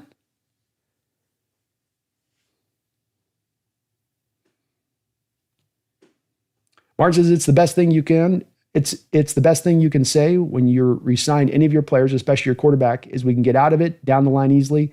It's not a good deal for your team. No, it's not. You want to be signing. I mean, does anybody look at the Joe Burrow deal when the Cincinnati Bengals signed it in Cincinnati? Does one Cincinnati fan look at that deal in that city at all and go, well, we can get out of this in 27. That's a lot of money, but we can definitely get out of this. Or they're thinking, we get Joe Burrow for his whole career. He's going to be in Seattle for life. Cincinnati for life. I had a Freudian slip. I said Seattle for life. But that's it, man. I mean, it is the truth of it. There's 2 different reactions to a franchise quarterback. You know, the Dolphins, for instance, on the other side of this, Martin, If I were to take that poll with Dolphins fans in Miami the day they heard that Tua is going to be a $52 million a year quarterback, I think you got a lot of guys looking at where's the out? How do we get out of this? Where's the where's the way go? Where's it? I think you get a lot of that. AI says, I think he also had 2 to 3 forced fumbles that were called due to poor officiating or other players committing dumb penalties. I think that was Carroll's last year. I remember having 2 that were recalled. So it was his rookie year, AA. I know for sure in his rookie year, he had 2 interceptions that were penalties called back in the rookie year that were picks that he made, clean picks, good picks, but outside of his control got called back. There may have been 1 fumble in Carroll's last year that happened with.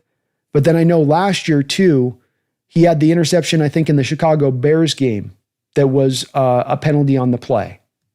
So he had the dropped interception in the Rams game where he almost was able to bring it in, and then he had the Bears pick that was a penalty called back, or he would have had 5 interceptions last year.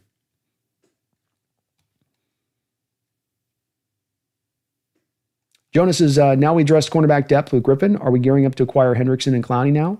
Hard to say. I would think not necessarily. But you do have money to spend, and you're in a position with a lot of flexibility to go a couple different directions if you want to go it. I've wondered a little bit with different, I think of the Clowney-Hendrickson thing a little differently. I think of the Clowney thing as more of a market opportunity where you can flip maybe one of the edges that you're not maybe intending to sign to a long-term deal, bring in a Clowney, upgrade the position, not spend a lot of money to get Clowney in, and then go and get other assets with what you're able to then move one of those glut of edges to maybe beef up a different position. I'm kind of thinking of it like that, Jonas. But as we talk about with Hendrickson, I just think that you're not enough in a position to feel solidly enough about, hey, we are a Super Bowl contender this year. We're ready. Hendrickson just takes us up over the top. I think you'd like to think that. I'd like to think that, but we don't know it. And if you're going to go and make a trade for a second and a third round pick to Hendrickson and then give him $35 million per year, I think you want to know the answer on that one with a little more certainty. Jeffrey, thank you for the $2 donation. Cal Rowley, shining light in the darkness. What a season for Cal. What a year for him. And that he's doing it from the catcher position is just absolutely amazing. Such a cool story, such something that the Mariner fan base could totally use right now as we've kind of waited for Julio Rodriguez to really come forward as a player. He's been a good player, but not been able to hit that superstar level of things. And Cal doing what he's doing, hopefully this will be enough to drive this team forward enough into the trade deadline where the Mariners actually go out there and make some significant moves at the trade deadline for once to really, really, really upgrade this team in a major way to give them a chance because they got the parts to make some noise. They've got a pitching staff that can play in October in the playoffs, but they're going to have to make some moves to buff up this offense to make that happen. They can't hope that it's just all magically going to occur because we've been down that road before and it doesn't just magically occur.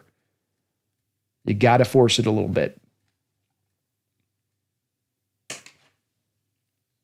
Nick says, I have no interest in Hendrickson. Now Parsons, that's an entirely different story.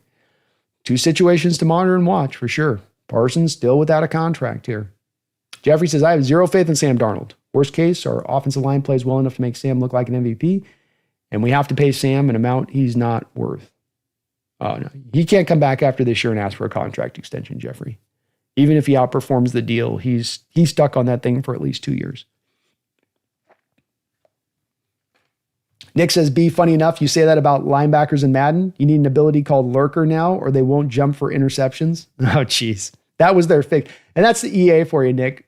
Fix the issue. Maybe just don't have the linebackers jump to the moon to go make an interception every time. Like, allow for me to layer a ball in over the top. I didn't hard press the button. I soft pressed it. That should be a nice little, just light lob over the top. Rather than fix that, we'll create an ability. We'll just turn it into an ability. So you still leave it kind of in the game rather than just don't let the linebackers jump 15 feet in the air. And that's what very just silly, some of the way that Madden runs its game. Maybe they can't fix it. It's on that old ass engine.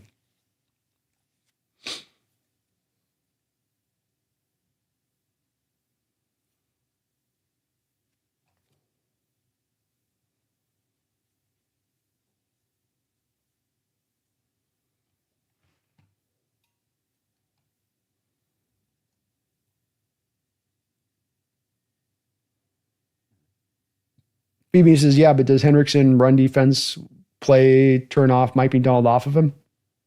Hard to say. I would think it would a little bit because he wants his edges to first be hard edges and what they said. He's not a bad run defender. He's not like where Derek Hall is at right now as a run defender. He's an average guy out there as a run defender, but is he a hard edge guy? And that's what he sets. I don't know if he's much that. He's a powerful guy, but he is more of kind of a technician off the edge in what he does than he is being like a pure power guy. I understand your lack of trust on Sam, Jeffrey. I definitely do. I think it's warranted. He's only done one of these years in his career, and he was in a pretty ideal scenario, throwing to maybe the best receiver in all of football. We'll see if he can do it, man. But I think you're very much in the right position to be a little bit skeptical of it. Roy Froelich, thank you for the $10 donation, Roy. I really appreciate that, man. Hope you're having a great one. Says, have a drink on me. Well, bet, man. I'm going to be taking a little bit of a break here as we get into the end of June here. And I'm going to go out and have a little bit of fun. Get out to the beach, have a couple drinks down there, kind of just put the toes in the sand a little bit, Roy. But I will do for sure, man. It's on you tonight. It's on you tonight, brother. Hope you're doing well. And thank you, man, as well for being a member of the channel. You guys are awesome on that. I put together the new title sequence to get anybody that's a member on the front of the opening titles there. And I was really blown away by how many, I hadn't been kind of paying attention to it as much, but just how many members we've got in there now and how well we're rolling with that. So thank you to all the members who've been in there. Many of you have been in there 1, 2, 3, 4 years. Long period of time on that support. I really thank you guys for all you guys do on the channel. It, as I say, helps to keep the lights on here in the off season when things kind of slow down just a little bit. Nick says, I'd rather try and trade for a defensive tackle or interior offensive line than trade for an edge at this point. And I am not sure who we could realistically get right now, but can change a lot in 2 months. Yeah, a little bit more of the reason why wait and see maybe makes a little bit more sense, Nick, to your point on that, versus having to jump right now and do something. I think it's as much now we're concentrating on edge because that seems to be where maybe the market opportunity could lie. That you have maybe one of the edges you could move in a trade, that you have a Clowney out there or a Hendricks out there, or maybe a Parsons out there. Hell, maybe even a TJ Watt becomes available out there if they can't get the contract done out there in Pittsburgh. So that's, I think, as much as why people are locking on that. I think there's definitely a little bit other places on the team that you could reinforce that could have better effect to your point.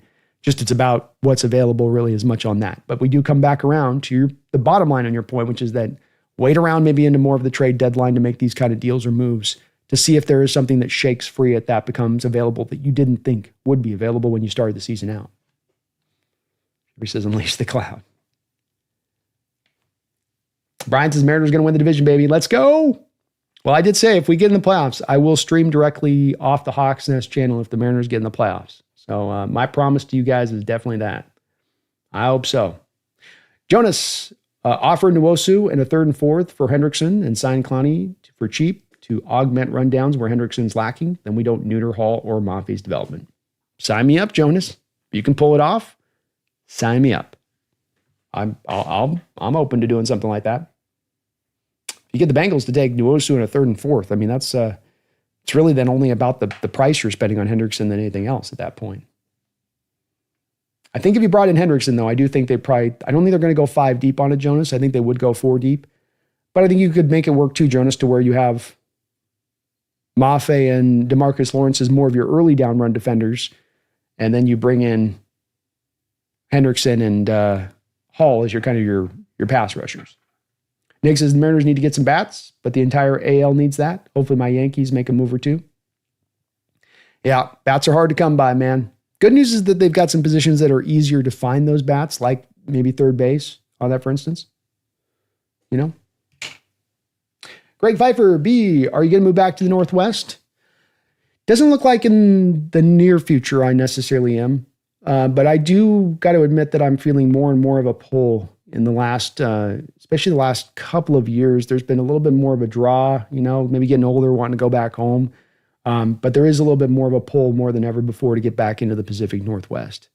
So it's not going to be probably in the soon time period on this, but I would estimate that within the next probably 3 to 4 years, you're going to see my happy ass back in Seattle at that point. That'd be my guess. I'd like to shoot for that, but not quite at the moment here right now. Soon. Jonas, someone should start a Seahawks bar for the 12s in Flagstaff, Arizona, so I have a place to feel safe while I'm in college here. We can crowdfund it. I was a bartender and waiter for 17 years. I can operate it. Let's go, Jonas. I know that in Phoenix, man, there's a lot of, I know Flagstaff's way up into the north. You're going to have fun. It's a great college town, Jonas. It's just the perfect, ideal kind of college town vibe down there in Flagstaff. It's really cool. You're going to like that part of it. But I know down in Phoenix that there's a lot of Seahawks bars in Phoenix. And so if it's just down the road down there, I don't know why there wouldn't be at least maybe one in Flagstaff, though it's kind of a college town a little bit too on that. But maybe somebody in the chat knows of something on that, or we can try to get one funded. Call it the Hawks Nest in Flagstaff. Martin says, I'll wait to see how Sam Darnold does before I decide if he's a good or bad signing, but you still get my full support as long as he's a Seahawk. Amen, brother. Amen. Mine as well. Jonas, if the Bengals say yes, say we want Shamar Stewart thrown in. Oh, Jonas getting greedy.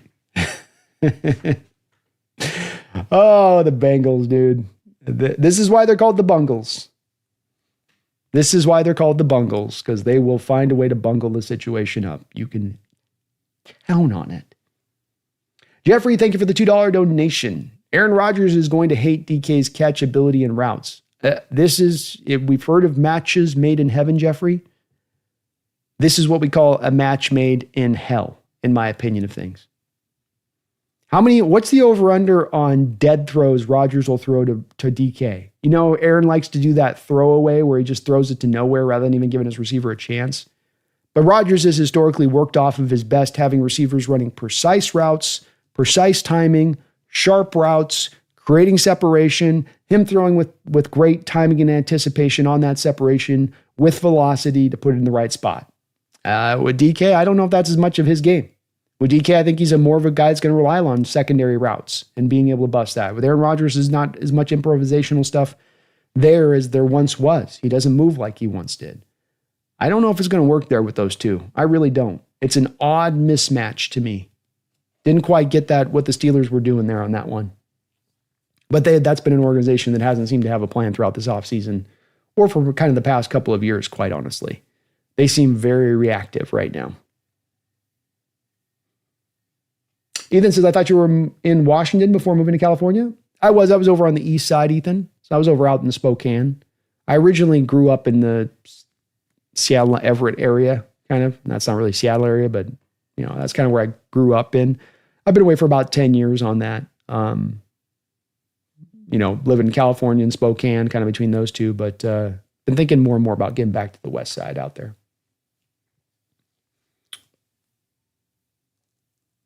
Jonas, 100 miles to the Peacockers? Oh my gosh. Yeah, that's a little bit too much of a drive. Especially if you have a couple beers. I don't have to do that long of a drive back. Ryan says, Rodgers never lasts the season. I don't see it happening. And I think that situation is just not going to work in Pittsburgh. They're not executing enough of a vision, which is kind of weird because Steelers have been such a good vision team for so many years of my lifetime, and how they've put their team together and how they've had to be creative about it. And they've not always been the most cash-rich organizations to do that, but they've done a good job of always having a bit of a vision. This doesn't feel like a vision to me. This feels like they're just scrambling to try to fill holes, and that they ran out of quarterbacks and they didn't have a good quarterback to call upon. And they're just kind of like shuffling a little bit. And so they just kind of like, well, Rodgers. I mean, it shows by how long they've waited on the guy just to get to a point of saying yes. It would have been one thing if Rodgers was like, yes, right now, get me in the room. Let's go. Instead, he's like, yeah, I'm going to go to Europe. I got a getaway thing I got to do first. OTAs, they're optional, right? They're optional, right? Okay, I'll get over there. I'll throw a little bit of DK here and there. How about that? Greens Farm, thank you for the $10 donation, Greens Farm. Very kind of you, brother. I thank you for that. Very, very kind of you. What I like most about the Griffin signing is his consistent play, and drop off from the starters is not much. Well, I know that some people get a little bit touchy on the PFF grades of this stuff, Greens Farm, and that they don't like this used. And look, this is more to me when I do try to use PFF, it's to more say, hey, this fits to what you see with this guy on tape. And by and large, I think PFF generally gets this stuff right with pinpointing in the general area of where a player is at as far as his performance. But when you have a guy like this for 8 years who's played in this sport and has played so many snaps in this sport, and the lowest graded season that you can find from him is in 2018 at 54.7. You're getting a solid floor here. And you use the word consistent play. I say solid floor. It means kind of the same thing there for me, Greens Farm. And that you need a little bit more of that certainty in the building with what you had in the depth of this team being so thin and so untested in how thin it was. And Maya Pritchett and Zy Alexander, you got those guys out there starting a significant amount of games for you this upcoming season, Greens Farm. You're probably going to have some tough days at the office in the secondary. So Griffin gives you a lot with this, gives you ability to play starter role, gives you more depth there, gives you consistent play, gives you the solid floor. And I think that I think you're 100% on the button with that one, man.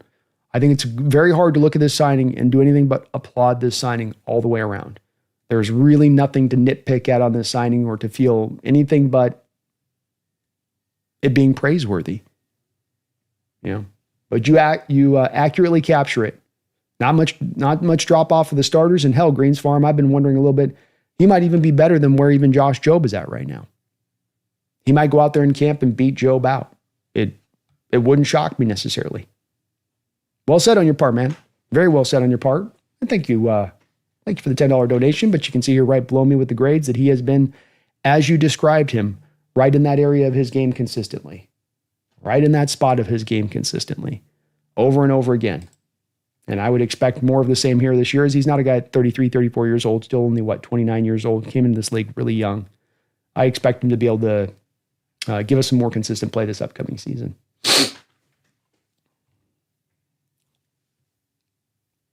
Jonas says our bar can be called Peacockers because Flagstaff is 7,000 feet. Phoenix is 100 miles from Flagstaff. Oh. I see. Okay. I like it. Peacockers is pretty good. How about the Mile High Hawks, Jonas? What about the Mile High Hawks? I mean, that one's got a little bit more phonetic kind of, ring to it a little bit. 100 miles is too far, though. That's way too far. No NFL license needed. The merch can be Seahawks color schemes and have a peacock feathers on the sleeves. Martin said the offseason has been a really weird one by the Steelers. I think that they've had a couple of those in a row now, and that's how a team starts to slide. It is. And let's not forget, we talk about our own lack of playoff success since 2017. The Steelers haven't won a playoff game since, I think they haven't even been to the playoffs since 2017, I want to say. So they've been on kind of a long run of this. And I agree it has been a little bit off-putting here, Martin, because this is an organization going back to even the Cowher days, which tended to run things pretty smart, which, you could see when they would do things that weren't always the greatest of moves. And, you go, well, they're doing that because they just don't have the money to spend. It wasn't because they didn't have a vision or sometimes even that they had the replacement for what they were losing. It was just a matter of them looking at the situation going, look, we just don't have the money of this other team to operate off of. And they would operate creatively within that, and they'd be smart within that. I just feel like a little bit of that intelligence is kind of drained away from that organization over the past 10 years. And they can't afford that. They don't have the money to fall back on to correct those problems when they don't have the vision at play. But it does feel like that's where the Steelers are at a little bit right now. Jonas says, I like it, but Denver is the mile high. I know, that is true. But I mean, it's pretty close. Flagstaff's pretty close to where Denver's at, isn't it? Brian says, Mike, Mile High Hawk sounds way too much like Denver. I guess that's true. Denver's kind of got that unlocked. You guys are right about that. Jeffrey Mike Tomlin might be nearing his end finally with the Steelers. He might. And I think that what he's dealing with is a little bit of that same symptom of a coach gets 10 years in one given place. You get past that 10 years and starts to be, after, what do they say? After 3-day fish and guess, both start to stink. Isn't that how the joke goes? Something like that. Well, it's like after 10 years, an NFL coach is like house guests or fish. After 3 days, it starts to stink. And so I think that with Tomlin, that could be the case. Doesn't mean Tomlin couldn't be a really great coach in other places at that point. It may just be that you've come to the end of the line in this specific spot. And it's happened to the best of them. It's happened to the greatest of the greatest. HEG, I'll buy the bungalows for $1. I'll buy that for $1. Jonas, they are like 10,000 feet. Yeah, they are a little bit higher on that, that's for sure.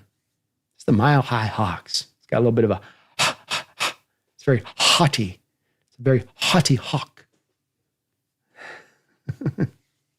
All right, well, we're 2 hours in today. I think we will put a bit of a button on the show at this point in time. If you can for me today, please, please, please, please, please do hit that like button. If you can, helps the channel grow, helps me show, helps me up on that algorithm, helps people come and find the Hawks Nest by you saying, hey, you want to go check this channel out. That's what it does when you hit that like button, saying nothing of you subbing up even more so. So please do, if you can for me today, please do hit that like button. Going to have a couple of shows lined up here for you with the rest of the week. Tomorrow, I know we were going to do it today, but we'll be doing it tomorrow. A look at Christian Haynes' first rookie year, a rough rookie year, but there are some silver linings over the top of that rookie year that we're going to talk about tomorrow and look at in his performance and play and what he brings to the table for this upcoming season, the former third-round pick out of UConn. We're also on Friday going to be looking at the pathway. The pathway to what? Super Bowl contention. How can your Seattle Seahawks become Super Bowl contenders this year? I know many are being very patient, and rightfully so, saying, well, we're probably going to have to go a year out on this one.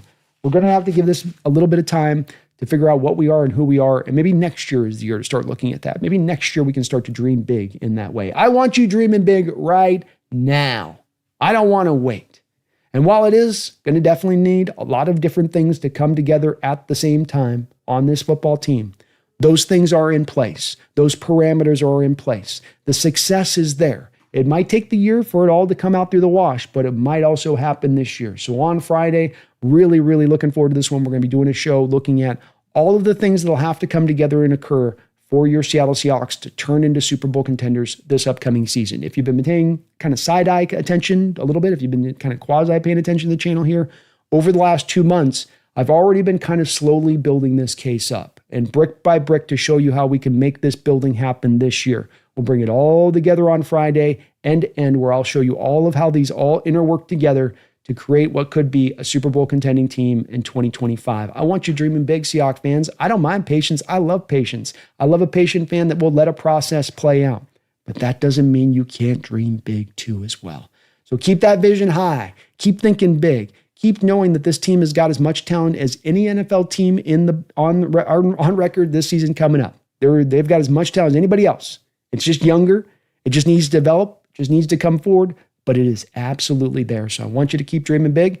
I want you to be tuning in this Friday as we're going to break down what a championship contending run would look like, what that would need, what that would take, and how good that would feel. So until tomorrow, less than 24 hours, we'll be right back. But I hope you don't forget. Please don't forget. By God, don't you ever forget. Go Hawks.